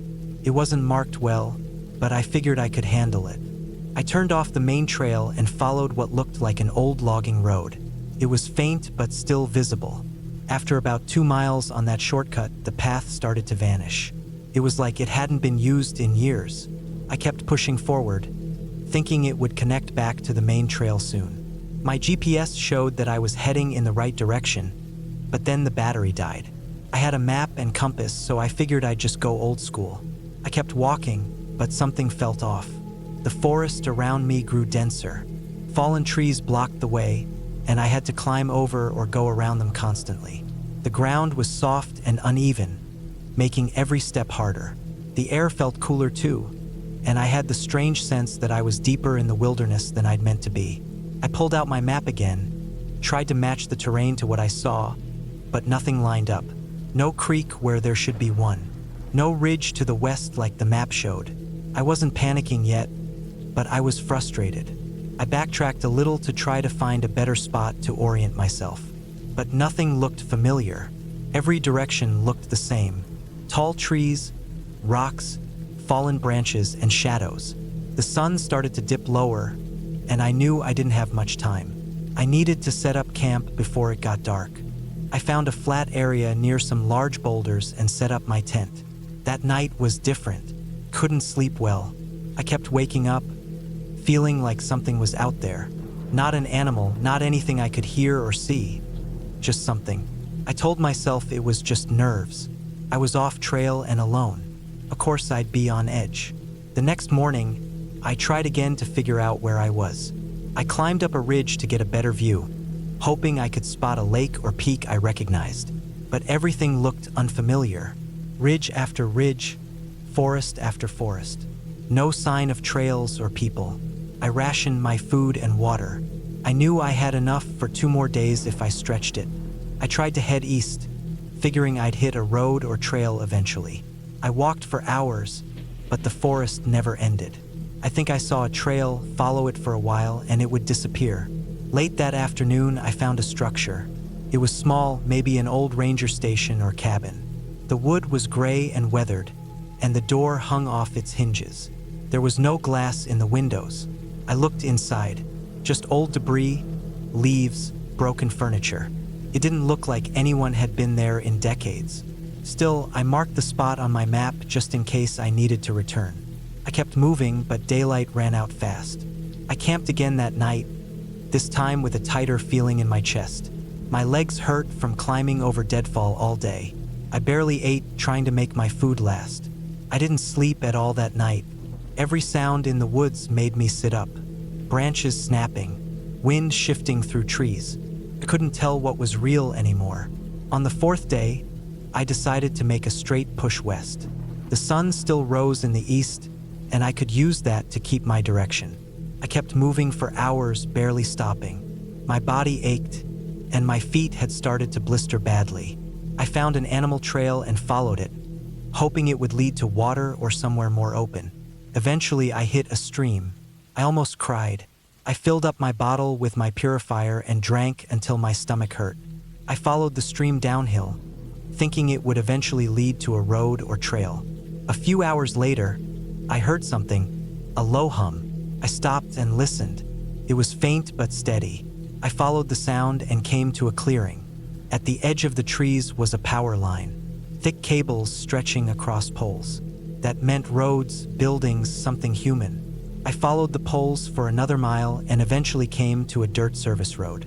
My legs felt like jelly, but I kept walking. Eventually, I heard an engine in the distance. A maintenance truck rolled around a bend. The driver pulled over when he saw me. I must have looked terrible.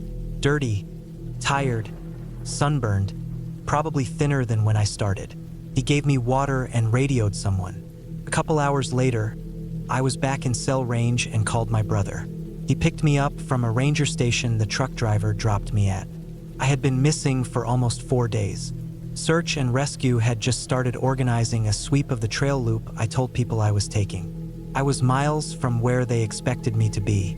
I lost about 12 pounds in those days. I had bruises up and down my arms and legs. I had mild dehydration and a few deep blisters, but otherwise I was lucky. I don't know where exactly I went wrong. Maybe I misread the map. Maybe the shortcut wasn't really a shortcut. Maybe the trail was just too overgrown and led nowhere. I haven't hiked alone since then. I still go out, still love the woods, but I stick to marked trails and go with a buddy. I carry extra batteries, a personal locator beacon, and more food than I think I'll need. Getting lost out there isn't like the movies. It's slow and quiet and terrifying in a way that's hard to describe. You don't scream or run. You just keep walking and hoping the next step is the one that gets you out. I was lucky. I came out of it. But now I know how easy it is to disappear without a trace.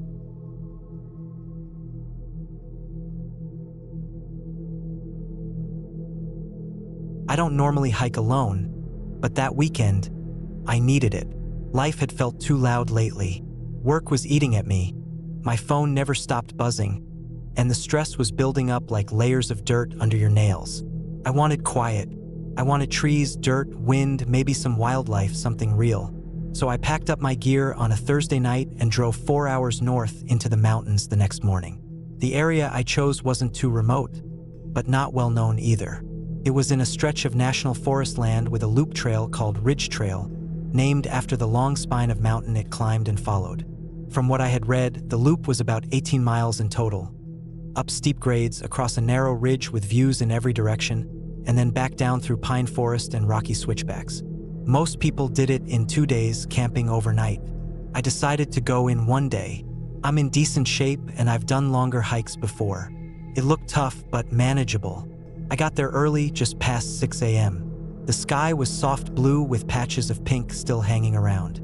The trailhead was empty except for one truck. I parked next to it, stretched, ate half a banana, and checked my gear. I had 2 liters of water, a purifier straw, first aid kit, extra clothes, food for the day, a knife, a headlamp, and my GPS watch. I had the paper map too, folded in a Ziploc in my jacket pocket. The trail started off fine, wide, shaded, and quiet. Early sun filtered through the pines. Birds chirped above, and my boots crunched over dry needles and dirt. The incline picked up after the first hour. I stopped to drink water and adjusted the straps on my pack. It was heavier than I liked, but I'd rather overpack than forget something important. I kept a steady pace, and before long, the trail narrowed and got rougher. I reached the ridge by late morning. The wind picked up there, whistling hard over the exposed stone. I stood for a while to take in the view. The valleys on either side stretched far, green forests, tiny lakes shimmering below, and hills that looked like soft waves in the distance. The trail snaked along the ridge like a brown ribbon. I could see how it ran sharp and narrow ahead, clinging to the slope. On my right, the mountain dropped away steeply. One misstep would mean a long fall into the trees. As I walked the ridge, I kept my eyes down, my steps careful.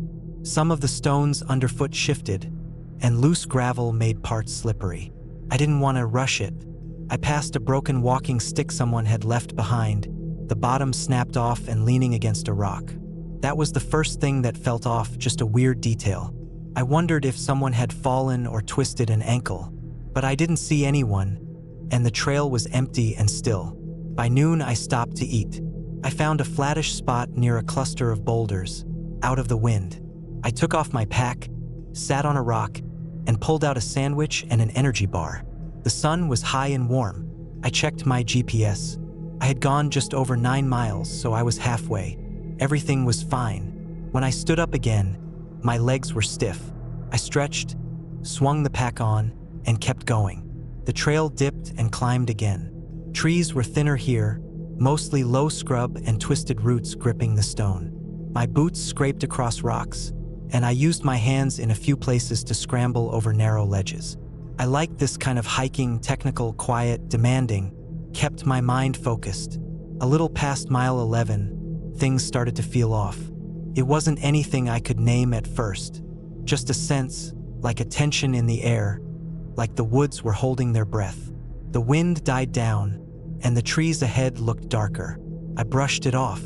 I was probably just tired. Still, I checked my GPS and the map. I was still on the loop, right where I should be. Then I started noticing small things. Twigs broken in unnatural ways, large scuff marks on the trail, like something heavy had slid across it. Once, I passed a pile of rocks stacked in a strange pattern off to the side of the trail. It wasn't a cairn. I've seen plenty of those. This was different. More like a spiral laid flat in the dirt. I knelt and studied it. Looked fresh. No moss, no leaves. I took a photo and kept moving. Not long after that, I came to a fork. That was the second thing that felt wrong. There were no forks on the map. Ridge Trail was one long loop, clearly marked. But here, the trail split, left into denser trees, right onto a flat rocky section. There were no signs. I stood there, confused, scanning both directions. My GPS was no help. The signal had gotten weak. The watch froze and wouldn't update. I pulled out the map again. No forks. According to the map, I should be following a slight bend north before starting a gradual descent. I checked my compass. North was left, so I went left. That was a mistake. The trail grew rougher. The trees closed in tighter. I noticed that there were fewer signs of other hikers. No boot prints, no bike tire marks, no wrappers or broken branches. Felt like no one had come this way in a long time. After maybe 20 minutes, I reached a stream. Narrow, fast-flowing, with slick rocks on both sides. There was no bridge. I paused, squatted, and filled my bottle. As I drank, I realized my legs felt heavier. My breathing had grown shallow. Maybe I was pushing too hard. I took a break. Then I noticed something upstream. A torn scrap of fabric fluttering on a low branch, like a piece of someone's shirt. I walked closer and saw another piece snagged on a bush. It was pale blue, maybe cotton, frayed on the edges. I scanned the area more carefully. There were drag marks in the mud on the other side of the stream. Wide ones like something heavy had been pulled through. I'm not proud of this, but I stood there for a long time, frozen. I just stared at the marks, then up at the woods beyond them. I didn't want to cross. Something in me screamed not to, but I crossed anyway. I kept telling myself I was being paranoid, that someone probably just camped nearby or left trash, or maybe a hunter had dragged a deer. But the further I walked, the more wrong it all felt. The trail vanished after another 100 yards, just disappeared into the brush. I turned around and couldn't even see where I'd come from. Everything looked the same. Dense pine, moss, mud, low branches. My chest tightened. I pulled out the GPS again, still frozen. I tried to restart it, but the screen flickered and died. I reached into my jacket for the map. Gone. I must have dropped it at the stream or left it behind during my break. My mouth went dry. I checked the time. It was nearly 3:45 p.m. I still had several miles left, but now I wasn't even on a marked trail. I turned around and tried to retrace my steps. Every direction looked the same. I walked for 10 minutes before realizing I was walking in circles. I recognized a cluster of fallen trees and the same little hill of rocks. I stopped, sat down on a log, and forced myself to breathe. I had a few hours of daylight left. I needed to pick one direction and stick to it. I remembered the sun had been over my right shoulder when I first turned left at the fork. If I walked back with the sun on my left, I might get back to the ridge. From there, I could find the original trail. I started walking. The forest was silent except for the sound of my boots and the occasional snap of a branch. Every noise made me flinch. At one point, I thought I heard footsteps behind me, but when I stopped, there was nothing. I kept going. Then I found the pit. It was sudden, just an open drop in the ground, maybe 10 feet wide, covered in leaves and branches. I almost stepped into it. I caught myself at the edge, heart racing, and looked down. It wasn't natural. The sides were smooth, dug into the earth. Inside were broken sticks, torn plastic, and what looked like old clothes, ripped, faded, crusted in mud. I backed away slowly. I didn't know what this was, but it wasn't right. My brain was screaming now. Every instinct told me to get out, to move faster, to forget the ridge and just find a road. Anything. I picked up the pace, nearly running, cutting through bushes and ducking under low limbs. My arms were scratched, and my legs throbbed. I climbed a hill and saw, through the trees, a shape, something metal. I ran toward it. It was an old Forest Service cabin. The roof had caved in on one side. The door hung open. Rusty tools lay scattered nearby. A broken chair, a metal barrel, a chain. I stepped inside and nearly gagged from the smell. Something had lived there, or maybe still did. The floor was covered in old animal bones, wrappers, and a stained mattress. I didn't stay. I ran again, deeper into the trees, downhill now. I followed the slope, hoping it would lead me to a creek or a road. My legs barely moved anymore, but I didn't stop. I kept going until, finally, I saw a clearing, tall grass, sunlight, and then a dirt road cutting through the woods. I stumbled out onto the road, shaking, bleeding from the arms. I turned left, and within 20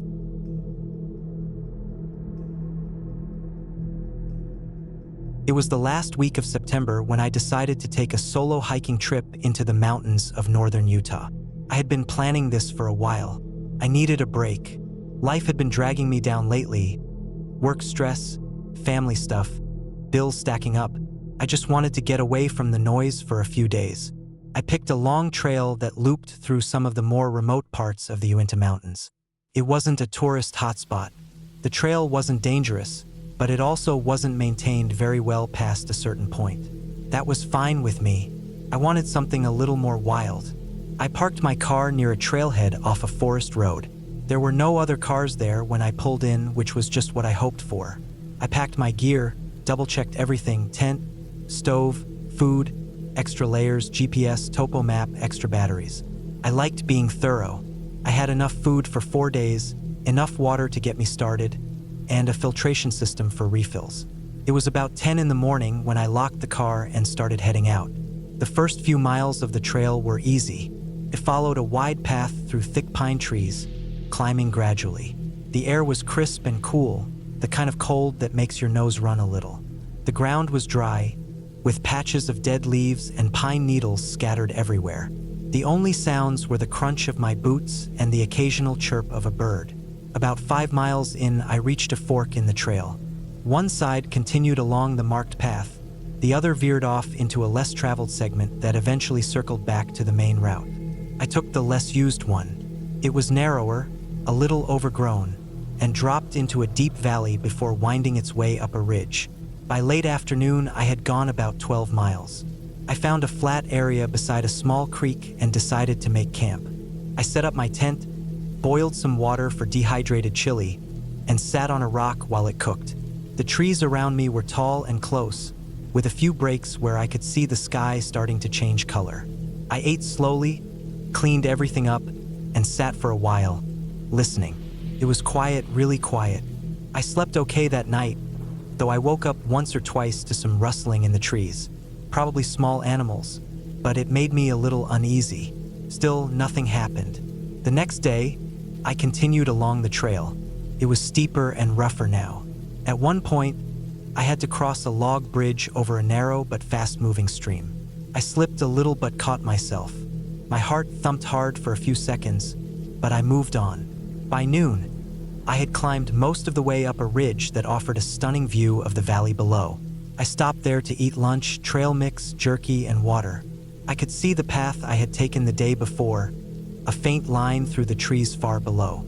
That afternoon, the weather shifted. The clouds rolled in, and the temperature dropped fast. I wasn't expecting snow, but by late afternoon, light flurries started falling. They didn't stick, but it made the trail muddy and harder to follow. I checked my map and GPS again, making sure I wasn't veering off. I was still on track. I found another good camping spot that night near a grove of twisted old trees. Something about that area made me feel on edge. I didn't sleep well. At some point in the early morning, I thought I heard footsteps. Not animals, these sounded heavy, slow, spaced out like a person walking nearby. I stayed frozen in my sleeping bag, not moving, barely breathing. I didn't have a weapon, just a small knife and bear spray. I waited, ears straining, but the sound didn't come back. I stayed awake until the sky started to lighten, then got up quickly and packed. I didn't eat. I just wanted to move. The trail that day was the toughest yet. It was narrow and washed out in places. I had to use my hands to climb a few steep parts. I was sweating under my layers even though the air was cold. I started seeing animal tracks, deer mostly, maybe a mountain lion. That made me more alert. I kept my bear spray clipped where I could grab it fast. Around midday, I came across something that made me stop cold. There was a torn-up campsite just off the trail. Tent shredded, gear scattered, sleeping bag half buried under leaves and dirt. It didn't look fresh, maybe a few weeks old, but it hadn't been cleaned up. That was strange. Most hikers pack out everything, even if their trip goes sideways. I walked around the area slowly. I didn't touch anything, just looked. The ground was messy, footprints all over, some deep like someone had run or struggled. I felt that tight knot of fear building in my gut. Something had gone very wrong there. I marked the coordinates and moved on quickly. The rest of the day, I felt like I was being watched. I'd stop, turn, and scan the trees, but there was never anything there. The silence was heavier now, like the forest was holding its breath. I didn't stop for breaks anymore. I just kept moving. I passed a few more signs of human activity: an old boot beside a tree, a ripped jacket sleeve caught on a branch. All weather-worn, but still unsettling. That night, I made camp near a rock outcrop. I picked a spot with good visibility and set up close to a big stone wall. I built a fire with what dry wood I could find and kept it burning longer than usual. I stayed up late, holding the bear spray, staring out into the dark trees. I didn't sleep much at all. The next morning, I packed up fast and started hiking before sunrise. I was supposed to loop back toward the main trail that day. The trail climbed sharply, and my legs were burning, but I pushed harder than usual.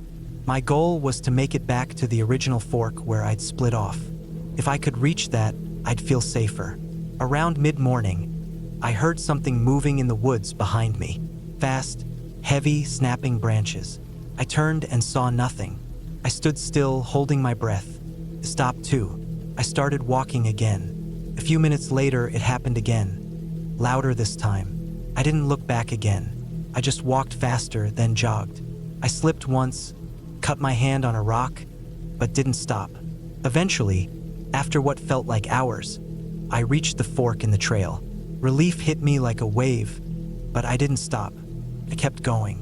I hiked another 7 miles without a break until I finally saw the trailhead and my car. I almost cried.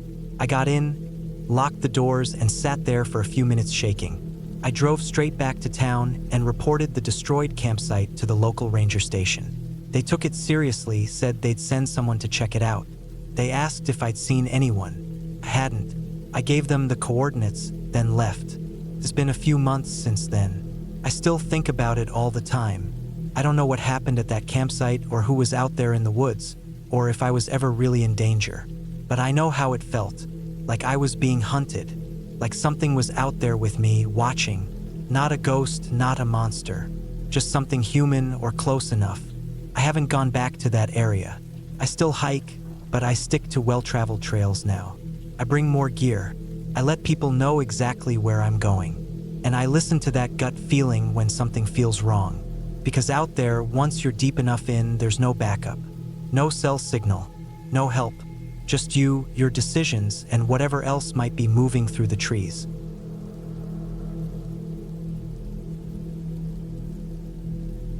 It started out like most of my solo hiking trips. I wanted a break from work, noise, and the constant pressure of city life.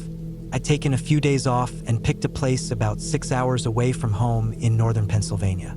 The area was known for quiet ridge trails, long hikes, and almost no crowds. I found a loop trail online that looked perfect. It was about 24 miles total, and the terrain didn't look too difficult, just a bit rugged in places.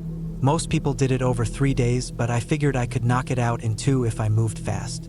I packed my gear, double-checked everything, and left early on a Friday morning. The weather was just right, cool in the mornings, warm in the afternoons, no storms in the forecast. I got to the trailhead by 11 a.m. and parked in the small dirt lot. Mine was the only car there. That gave me a little pause, but not enough to make me second-guess anything. I liked the idea of having the trail to myself. I signed into the trail register at the kiosk, shouldered my pack, and started walking. The first few miles were peaceful. The trail climbed slowly through old forest, mostly oak and maple, the leaves already starting to turn. The air smelled like dirt and dry leaves. Birds called overhead. I moved steadily, listening to the crunch of my boots on the ground. Every now and then, I stopped to drink some water and check my map. There wasn't much cell service out there, so I had downloaded the topographic maps to my GPS and brought a printed version just in case. Around mile 7, the trail started climbing more steeply. The trees thinned out a little, and I could see farther into the woods. It wasn't scary, but there was something about the silence that made everything feel a bit sharper. I stopped for lunch around 1:30 p.m. on a flat stretch where the trees opened up just enough to see the ridge I was heading for. I sat on a fallen log and ate a peanut butter sandwich and some trail mix, then kept going. By late afternoon, I reached the highest part of the ridge. The trail followed the top for about 5 miles, and the views were incredible. I could see rolling forest-covered hills all around, the valleys between them covered in mist. I stopped often to take it in. I was in no hurry since I planned to camp somewhere along this part of the trail that night. I kept walking until the sun got low, then started looking for a place to set up. I found a small clearing just off the trail, maybe 30 yards in. The ground was mostly flat, covered in pine needles, and there were no big rocks or dead branches overhead. I took off my pack, stretched my legs, and started setting up my tent. I didn't bring anything fancy, just a one-person ultralight with a small vestibule for my gear. After that, I collected some wood and used my little camp stove to heat up a freeze-dried meal. As it got darker, I sat back and looked at the stars.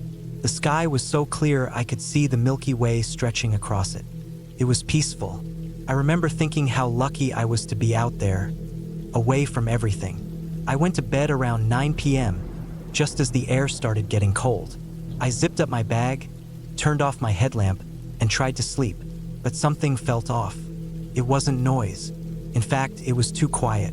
The kind of quiet where your ears start to ring because there's no sound at all. No wind, no crickets, nothing. I lay there for a long time, staring at the roof of the tent, trying to ignore it. I thought maybe I was just on edge because I was alone in the woods, which I'd done plenty of times before. But this was different.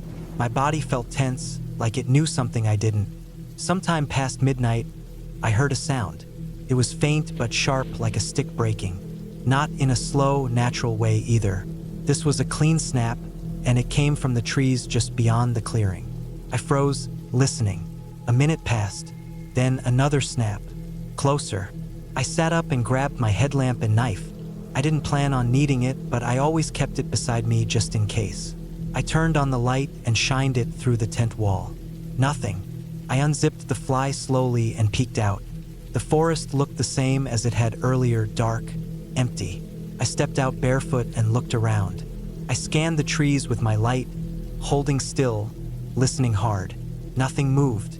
I stood there for maybe 5 minutes before going back into the tent. I left the headlamp on for a while, but eventually turned it off. I barely slept the rest of the night. The next morning, I felt groggy and a little annoyed at myself for getting so worked up. Probably a deer, I told myself. They move around at night and break branches all the time. I made some instant coffee, ate a protein bar, packed everything up, and got back on the trail. The ridge stayed high and narrow for a while before dipping down into a deep, shaded hollow. The trees here were closer together, the trail rougher. I moved slower, taking care not to trip on the roots. Around noon, I realized I hadn't seen a single footprint on the trail. No boot prints, no bike tracks, nothing. It had rained earlier that week, so I should have seen something in the soft spots, but there was nothing. I brushed it off, told myself it just wasn't a popular trail. But the feeling from the night before didn't go away. It stayed with me, that sense of being watched or followed, even though I hadn't seen anyone since I parked my car. Every time I stopped to drink or check my map, I found myself looking behind me, listening. About 3 miles into that day's hike, I came across something strange. It was a boot print, fresh in the mud, but it was off the trail, heading into the woods. Just one print, not a trail of them. No sign of where it came from or where it went. Just a single boot mark facing away from the trail. It didn't match mine. It was wider and longer. I stared at it for a while before walking on. Not long after, I came to a fork in the trail. My map showed the left branch was the correct way to finish the loop. The right wasn't even marked, but there was a sign nailed to a tree between them. The paint was faded, but I could just barely make out the words, Ridge Camp, 2 miles. I didn't remember reading anything about a ridge camp. It wasn't on the map. Maybe it was an old backcountry site that had been shut down. But what bugged me was the fact that the sign looked freshly disturbed. There were scratches on the bark near it, like someone had climbed the tree recently or tried to rip it down. I stuck with the left path. I didn't want any detours. The terrain got worse after that. The trail was narrow and overgrown. I had to push through shrubs and duck under low branches. My shirt got caught on thorns a few times, and I scraped my shin on a hidden rock. The sun disappeared behind thick clouds around 2 p.m., and the light changed. Everything looked darker, flatter, like the woods had been drained of color. I didn't like it. Around 4 p.m., I was coming down a steep switchback when I smelled something off. It was faint but sour, like rotting meat. I stopped and looked around. The smell got stronger as I moved forward, until I found the source. It was a deer, or what was left of one. The carcass was maybe 10 feet off the trail. Its ribcage was open and picked clean, but the head and legs were intact. No scavenger had dragged it off or buried parts of it. There were no flies, no birds, just the bones, the skin, and that horrible smell. Something about it wasn't right. I've seen dead animals before. This felt deliberate, like someone wanted it found. I kept moving, fast. I hiked for another 2 hours, trying to put distance between me and that carcass. Every few minutes, I checked over my shoulder. I still hadn't seen anyone, but I couldn't shake the feeling that someone was watching from the trees. I felt exposed, vulnerable, like I was being tracked. I started looking for a campsite around 6 p.m., but every spot I found felt wrong, either too close to the trail or too open. I finally settled on a flat patch near a fallen tree, far enough from the path to not be obvious. I set up quickly, ate without cooking, and didn't bother with a fire. I just wanted to sleep and finish the hike in the morning. That night was worse than the last. I barely slept. The noises came again. Twigs snapping, dry leaves crunching. But this time they didn't stay far. I heard movement just outside the tent. I gripped my knife with both hands and held my breath. At one point, something brushed the side of the tent. Not hard, but enough to shake the fabric. I almost screamed. I stayed awake until dawn, heart pounding, ears straining. As soon as it got light, I packed up and started hiking. I didn't eat. I didn't drink. I just walked, fast. My legs were sore, and my shoulders ached from the weight of the pack. But I didn't care. I just wanted to get out. By mid-morning, the trail dropped down into a wide creek bed. The rocks were slick, and I slipped once, scraping my elbow. I didn't stop. I followed the trail markers up the other side and into a thicker section of forest. That's when I heard something that made me stop cold. It was breathing, not mine, not an animal's.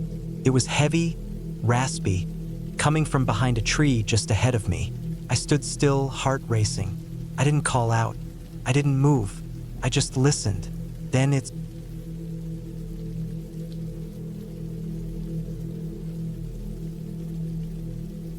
It was early fall when I decided to take a solo hiking trip. I had some vacation days saved up, and I didn't feel like spending them around the house. I lived in a small town in northern Colorado, and the mountains were less than an hour away. I had done plenty of day hikes before, but I had never gone alone on a multi-day hiking trip. Something about doing it by myself felt like a personal challenge. I wanted to disconnect, get away from everything, and clear my head. I planned everything out carefully. I picked a trail that wasn't too remote but still felt wild enough to give me that backcountry experience. It was a section of trail that looped around a ridge, dipped down into a forest valley, and then climbed back out to connect with a fire road. The loop was about 34 miles long. I figured I'd take 3 days and 2 nights to complete it. I packed everything I thought I'd need: my tent, sleeping bag, food, water filter, extra clothes, a paper map, compass, and a fully charged GPS. I even left my itinerary with a friend in town just in case something happened. I parked my truck at the trailhead around 7 a.m. The morning was cold, and the sky was overcast. I tightened my pack, zipped up my jacket, and started walking. The trail started out climbing steadily through dense pine forest. The trees were tall and thick, and the ground was covered in damp pine needles. It smelled like sap and wet earth. Birds were chirping here and there, and I could hear the occasional rustle in the underbrush, probably squirrels or chipmunks. The first few hours passed without anything unusual. I took a few short breaks, sipped water, and kept a steady pace. By noon, I had made it about 10 miles in. That was right on track. I stopped by a small creek to eat a protein bar and refill my water bottles. I sat on a rock, stretched my legs, and just listened to the water gurgling by. The forest felt quiet, but not in a creepy way. It was peaceful, the kind of quiet you don't get when you live near a road or a neighborhood. It was just me, the trees, and the wind. That afternoon, the trail climbed again, snaking around the side of a hill. The trees thinned out a bit, and I could see more of the valley below. I noticed the wind had picked up and the clouds were moving faster overhead. I checked my weather app before I left, and there wasn't any rain in the forecast, but I made a mental note to keep an eye on the sky. By late afternoon, I found a good spot to make camp. It was a small clearing surrounded by fir trees, with a soft patch of ground for the tent and a big fallen log to sit on. I pitched my tent, boiled some water for dinner, and sat there eating while the sun dipped behind the trees. I was sore but satisfied. The first day had gone just how I hoped. That night, the temperature dropped fast. I zipped myself into my sleeping bag and listened to the wind rattling the trees outside. Every now and then, I thought I heard something moving around the tent. Maybe it was deer or raccoons. I wasn't too worried. I had hung my food from a tree branch, away from the tent. I dozed off and slept in fits, waking up a few times from the cold or from the forest noises. But nothing ever felt threatening. The next morning, I woke up early, packed up my gear, and started moving again. My legs were stiff, and my shoulders ached from the pack, but I pushed through it. The trail dropped steeply into a wooded ravine for the first few miles. The forest got darker down there. The trees were taller and closer together, and the ground was damp. Everything felt a little heavier. I couldn't hear any birds like I did the day before. It was just the crunch of my boots and the occasional creak of a tree in the wind. Around mid-morning, I came to a fork in the trail. One path kept heading down toward the stream, and the other looked like it climbed sharply up the ridge. My map showed that the lower trail looped back around to the same place, but it would add a couple more miles. I was already feeling tired, so I took the ridge trail. It was steeper, but it would save time. About halfway up, I stopped to catch my breath and drink water. That's when I noticed something weird. I looked back down the trail and saw what looked like footprints. Not just one set, there were several. They looked fresh, maybe just a few hours old. That wasn't unusual on its own. Hikers used this trail, but what caught my attention was how they seemed to come out of the woods, cross the trail, and go straight down the slope into the trees. No path, just a steep drop. I stared for a long time. Something about the pattern didn't make sense. The prints weren't coming from another trail. They came from nowhere and vanished into the trees. I stood there longer than I should have, just staring. Then I shook it off. Probably hunters or someone cutting through. I forced myself to keep going. The higher I climbed, the windier it got. The trail narrowed, and the ground became rockier. At one point, I had to scramble over some loose scree and use my hands to steady myself. I didn't like that section at all. A fall there could have sent me sliding down the hillside. Once I made it to the top, I stopped again to rest. My legs were burning. I sat down, pulled out some trail mix, and checked the map again. That's when I noticed I hadn't seen any trail markers for a while. I looked around, and sure enough, I couldn't find one nearby. That wasn't great. I stood up and started walking slowly, scanning every tree and rock. After about 10 minutes, I finally found a faded orange blaze on a tree. It was barely visible. I kept walking, relieved I hadn't gone off trail, but it shook me a little. The trail sloped gently down for the next mile, winding through more forest. Then it opened up into a small meadow. The grass was tall and golden, waving in the breeze. I crossed it quickly, feeling exposed. There were no trees, no cover, just wide open space. On the other side, the trail dipped again into another patch of thick forest. That's where things started to feel off. As soon as I stepped into the trees, it felt different. The light changed. It got darker, even though it was still early afternoon. The trees were gnarled and crooked, and the underbrush was thick. I walked slowly, checking the ground carefully. The trail was hard to see. It looked like it hadn't been used in a while. I checked the map again and my GPS. I was still on the loop, but it felt wrong. About half a mile in, I stopped dead in my tracks. There was something lying in the middle of the trail ahead. I crept closer, heart pounding. It was a torn backpack. It looked like it had been out there for a while. The fabric was faded, one strap was ripped, and it was partially buried in leaves. I crouched down and poked it with a stick. It was empty. No name tag, no gear, nothing. I stood up and looked around. The forest was dead quiet. No wind, no birds, no movement. Just silence. My skin crawled. I turned in a slow circle, scanning the trees. I didn't see anything, but I felt watched. Every instinct I had told me to leave that place. I didn't run, but I walked fast, pushing through branches and low shrubs until I was back on clearer trail. For the rest of that day, I couldn't shake the feeling. Every noise made me jump. I kept looking behind me. I didn't see anyone, but the forest didn't feel empty. It felt like something was waiting. I made camp early that night as soon as I found a flat spot. I didn't even eat dinner. I just set up the tent and crawled inside. I zipped everything up tight and laid there, staring at the ceiling of the tent. I barely slept. Every time I started to doze off, I heard something, a snap, a crunch, a rustle. I kept checking my watch, counting the hours until sunrise. When it finally got light, I packed up fast and hit the trail again.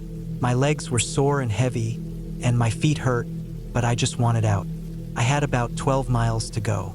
I kept moving, barely stopping to eat or drink. The trail slowly started to climb again, and the trees got thinner.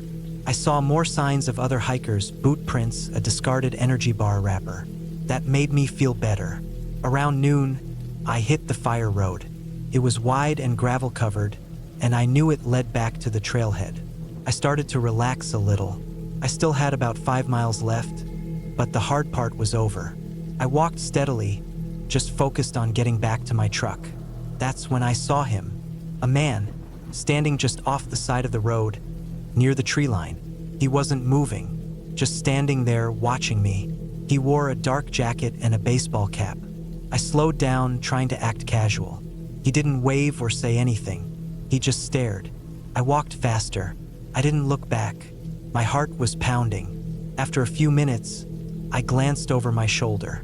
He was gone. I don't know who he was. Maybe another hiker, maybe a hunter, but something about him felt wrong. He hadn't been walking. He was just there, standing too still, watching. When I finally saw my truck in the distance, I nearly cried. I dropped my pack in the bed, climbed in, and locked the doors. I sat there for a few minutes, just breathing.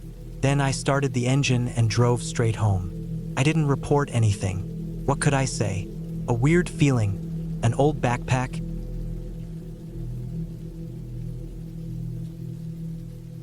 It was late September when I decided to take a solo hiking trip in the Uinta Mountains of northeastern Utah. I had just turned 30 and felt like I needed a break from work, stress, and the same routine I had been stuck in. I was in decent shape, had been hiking for years, and wanted to push myself a little farther than I normally would. I didn't have much experience with long solo trips, but I felt like this one was something I needed. I spent a few days planning the route. I wanted it to be remote enough to feel truly alone, but not so isolated that I wouldn't have any way to reach help if something happened. I picked a 40-mile loop that started from a trailhead near Mirror Lake. It would take me through forested valleys, up over rocky ridgelines, and past a couple of small alpine lakes. I figured I could finish it in 4 days if I stuck to my plan. I packed carefully: tent, sleeping bag, pad, stove, food for 5 days, water filter, first aid kit, knife, bear spray, GPS, paper map, extra batteries. I even left my itinerary with my friend Max and told him to call for help if he didn't hear from me by the evening of the 5th day. I thought that covered everything.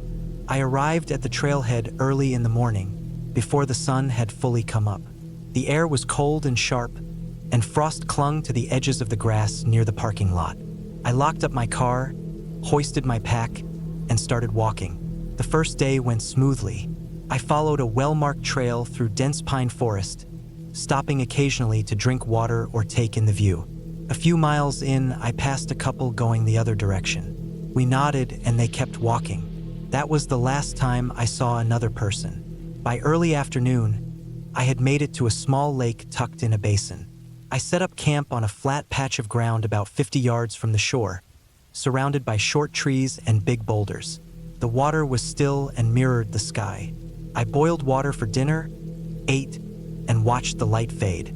Once it got dark, I crawled into my tent and fell asleep almost instantly. The second day was tougher. The trail grew steeper and rockier. I had to scramble in places, using both hands and feet to pull myself up. The wind picked up as I gained elevation. By midday, I was above the tree line, walking along a narrow ridge with steep drops on either side. I moved carefully, trying not to look down too often. I made it to the next lake later than I planned. It was smaller than the first, and there wasn't much flat ground, so I camped on a slightly slanted patch next to some rocks. I was too tired to care. I ate quickly and climbed into my tent. The wind howled all night, and I barely slept. On the third morning, I woke up sore and groggy. I forced myself to eat, packed up, and got moving. The trail descended into a valley that was thick with trees. It felt darker and colder down there, even though the sun was up. The forest was dense, and the trail twisted constantly, making it hard to keep track of how far I'd gone. My GPS worked, but I didn't check it often. I liked the idea of trusting my own instincts. Around noon, I started getting a weird feeling, like something was off.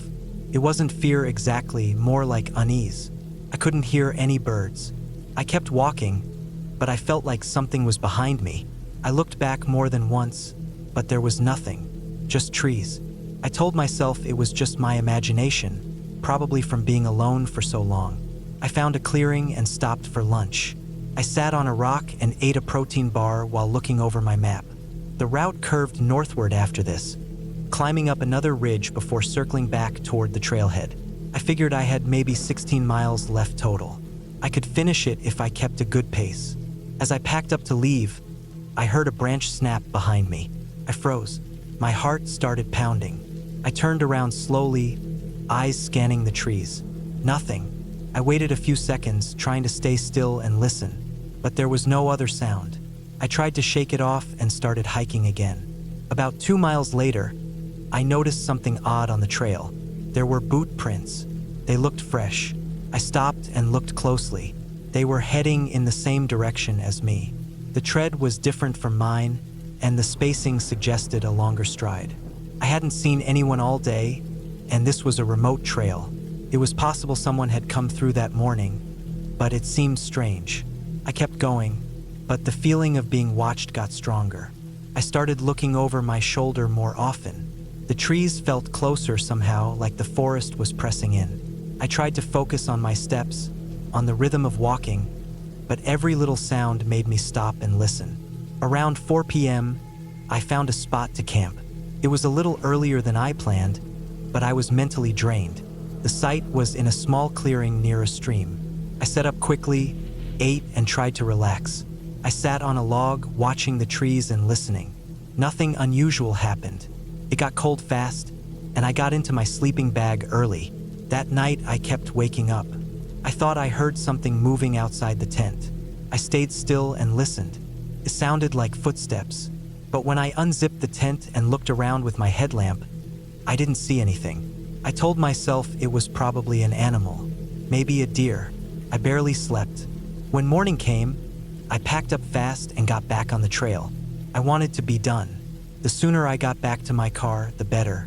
I kept a strong pace, pushing myself even when my legs hurt. I didn't stop for lunch, just ate a bar while walking. I felt exposed, like the forest was watching me, like something was nearby, just out of sight. About 6 miles from the trailhead, I stopped to take a leak behind a tree. When I came back to the trail, there was something lying on the ground where I had been walking. A A stick figure made of twigs, tied together with what looked like string or maybe shoelace. It hadn't been there 30 seconds ago. I froze. My brain tried to come up with a rational explanation. Maybe it had fallen from a tree. Maybe I just didn't notice it. But that didn't make sense. It was placed in the middle of the trail, right where I had been. I looked around. Nothing. No movement. No sound. I picked up the pace. My heart was racing, and I felt a tightness in my chest. I didn't stop again. I didn't even drink water. I just walked as fast as I could. Eventually, I started recognizing landmarks. The trail smoothed out and began to descend. I kept checking my GPS. The car was less than a mile away. I started to relax a little. I was almost there. I could see the break in the trees ahead where the parking lot would be. Then I heard something behind me. It was fast, heavy, like someone running. I didn't look back. I just ran. My pack bounced against me, but I didn't care. I burst into the clearing where the parking lot was and sprinted to my car. I unlocked it, threw my pack in, and slammed the door. I locked the doors and sat there, shaking. I didn't see anyone. The forest was still. I sat there for a long time before I started the engine. I didn't calm down until I was halfway back to Salt Lake. I kept checking my mirrors, convinced something was going to follow me out. When I got home, I took a long shower and tried to make sense of it all. I checked my gear. Everything was there. Nothing missing. I looked at the pictures I had taken on my phone. In one of them, a shot of the trail from the third day, there was something odd in the background. In the trees, a figure, blurry but tall. Too tall to be a deer. I didn't show it to anyone. I deleted it. I didn't want to think about it. I told Max the trip went fine. Just tiring. I didn't go into detail. It took me a while to get comfortable hiking again. I stayed on well-trafficked trails. Day hikes only. I never went back to that loop. I still can't explain what happened. Maybe it was just paranoia. Maybe I was exhausted and imagining things. But that stick figure haunts me. The way it was placed. The silence of the forest. The feeling of being followed. I've thought about it a lot since then. Tried to reason through every piece of it. I still don't have answers. But I finished the hike. I got out. I got home safe. And maybe that's enough.